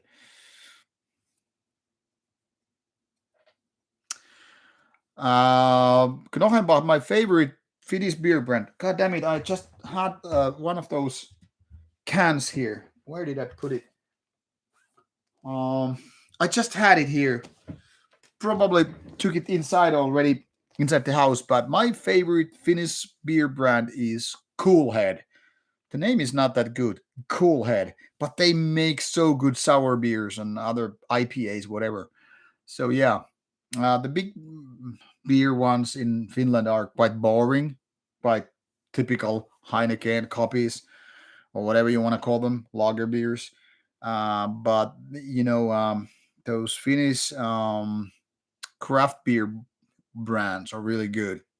Cool Head is definitely one of my favorites, but there's also good ones like Salama, meaning lightning bolt, and Mallasepät, which means malt smiths. Really good.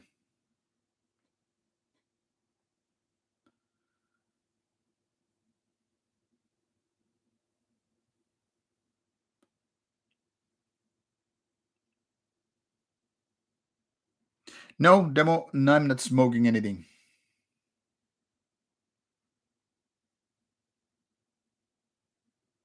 Oh, Nestor, nice to know about. I'm going to the envelope. Terve vaan, Winfrey. Olen juuri lopettelemassa striimiä tässä pikkuhiljaa, but the summer was nice. Thank you for asking. I hope you had a good summer as well. All right, thank you for your comments, Miseria. There will be more monthly streams. I think the next monthly stream is happening. Let me see. Um, I'm scheduling the next stream for 7th of October. That means like 1 week before our gig in Estonia, 2 weeks before Steel Chaos. So yeah, 7th of October should be the October stream, and probably early November, the November stream. Can't really confirm the date just yet. So thank you from Venezuelan mountains. Yes, Nataret, that must be the Flying Dog Brewery. I remember having quite a few of them, like at least two, three, four different beers by them, and I remember liking them.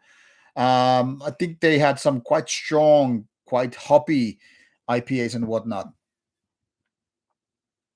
Yeah, and yeah, good names also. And I remember they had these funny looking dogs on the bottles. Dram, Milos, that's an expensive beer. 10 euros Cool Head beers. But I mean they are expensive here as well, so yeah. But fuck, I love Cool Head beers. Longaro is really good, yeah. And there nowadays various longer. One of the hit products of this year was the pineapple Longaro. That really tastes like a soft drink. Doesn't have any alcohol tasted. Fuck, that's good shit.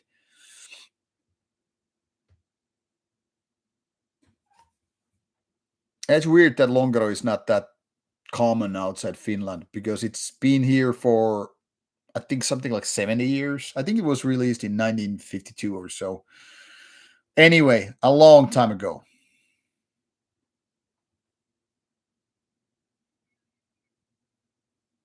Yeah, Nathalie, hard to say if you have Finnish beers there unless you really find some specific craft beer bar. But most likely only the biggest brands which are not that good.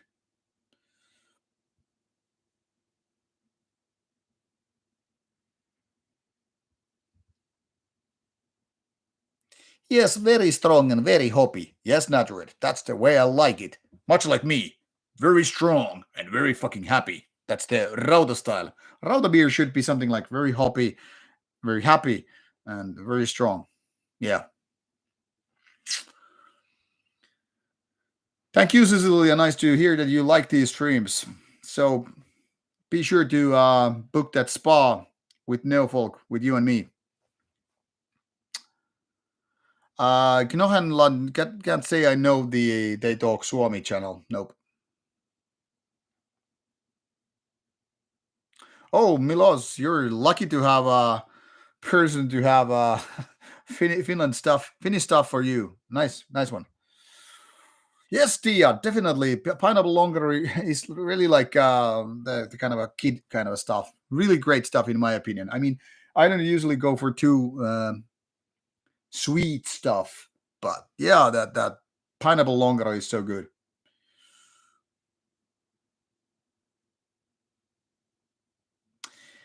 Yeah, Benji, but no shame of being cheap on the beer. If that's what you like, all the better for you. I wish only I get to like cheap beers too, but I'm kind of a whiskey and beer snob these days. Yesterday, when I was preparing for the crayfish party we had here, like my typical beers cost for something like €4 a can. Whereas when I was buying beers for my neighbor, he's more like drinking those €1 beers. And mind you, it's not about like he's cheap as he's richer person than I am, but he just likes the basic lager beers. So it was easy to buy him beers because he just wants the basic stuff. Whereas me, I love to go snobbery.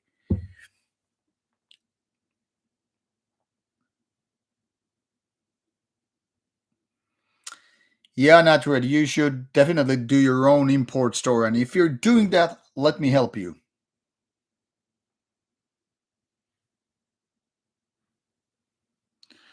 Yeah, Jarol and Korpikland definitely do their own humor stuff. Oh yeah, Benji, you're right about Marty. Yeah, let's bring Marty and Nightside and Rauta at the same time, right? No, Abusik, no, that's blasphemy. Gyro lamp, actually, Norway isn't that much more expensive than in Finland nowadays. We were in Bergen, Tia as well, and the beer there. I mean, it's somewhat expensive, but not that much from Helsinki prices these days.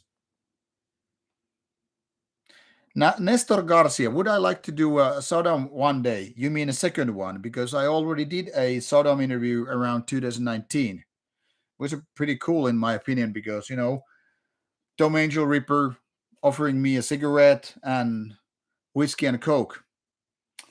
That's something money can't buy. Maybe you people should actually browse the interview section some days because this is not the first time somebody is asking my should I interview some band, which is already done years ago. So just browse the interview playlist on Rauta, and you might find there are already interviews with some bands that you might already like.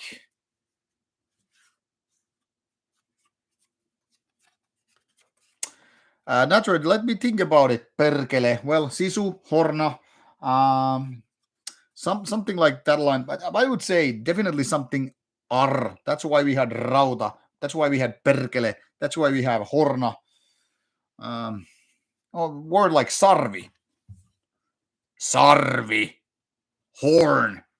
Like horn. It's kind of a gay horn. Sarvi. Perkele. Yeah, let's talk about that.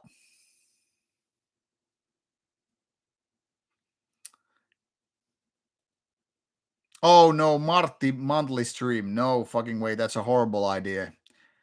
You, I cannot promise you any Marty streams, but we shall see. If they let do a funding for Marty, and then it might happen.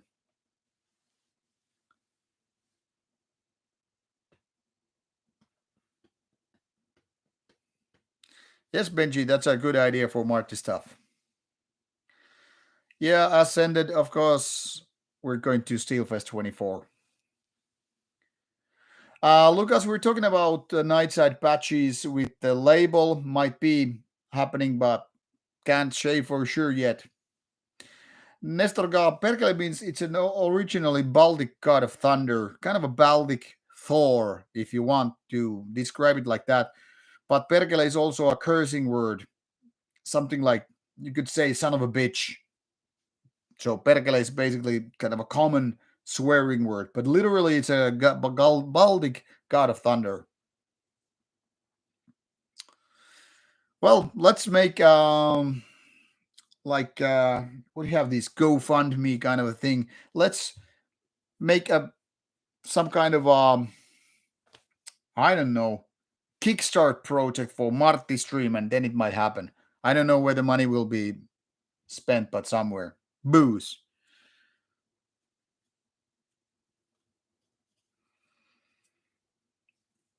Well, Benji, you might have a point there with Marty stuff. Yeah.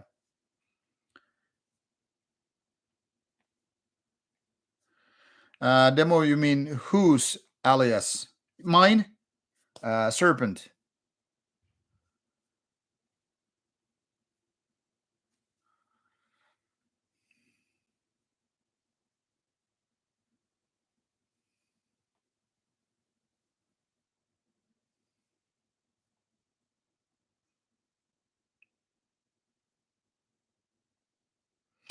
Jerusalem, you mean Baratrum with Legions of Perkele.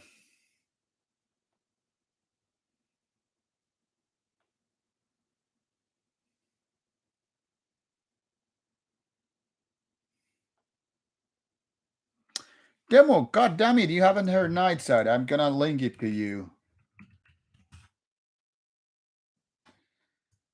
Oh, check out Nightside there.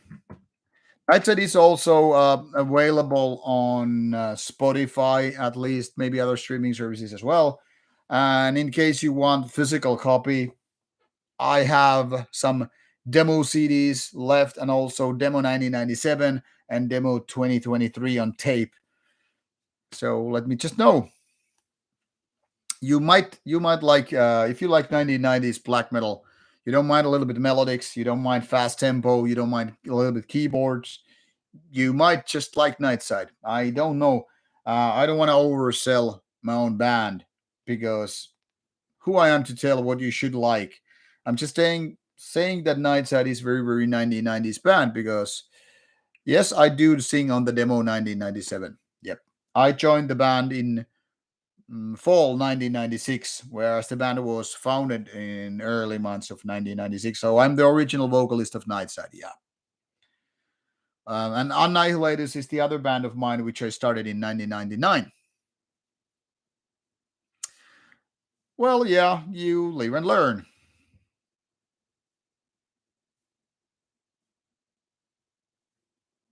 Who was 10?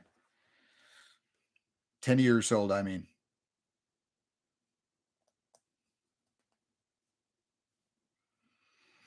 Yeah, Benji, perkele is such a good word, because it's a kind of a generic curse words.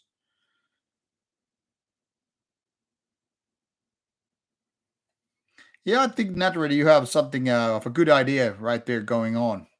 But guys and gals and whoever you are, sorry, but now I really have to go. It's 7 minutes to midnight, and I do have to get up in about 8 hours. So thank you for being on the stream. Catch you maybe the next stream in about a month or so. So good night to everybody, and thank you for subscribing. Demo, nice to have you on board, and I hope you like Nightside. And if you're coming to Steel Chaos 2023, come see our show on Friday. And that might be the last gig for us this year in Finland. And then we are going to play Turku Saatanalle early 2024, early March, that is. So anyway, thank you for everybody for participating on the stream, and stay tuned for more videos coming days and all that stuff. There will be plenty of interviews coming on Rauta channel on these Fridays, and reviews on between Mondays to Thursdays, and then opinion videos and whatever on Saturdays and Sundays. Stay tuned, and if you have questions, you can always just ask me a question on any given video, and I'll get back to you. And for these live streams, well, it's going to be more lively questions and answers and all that stuff. Now, off I go. Good night, and stay metal, stay brutal, stay alive. Good night.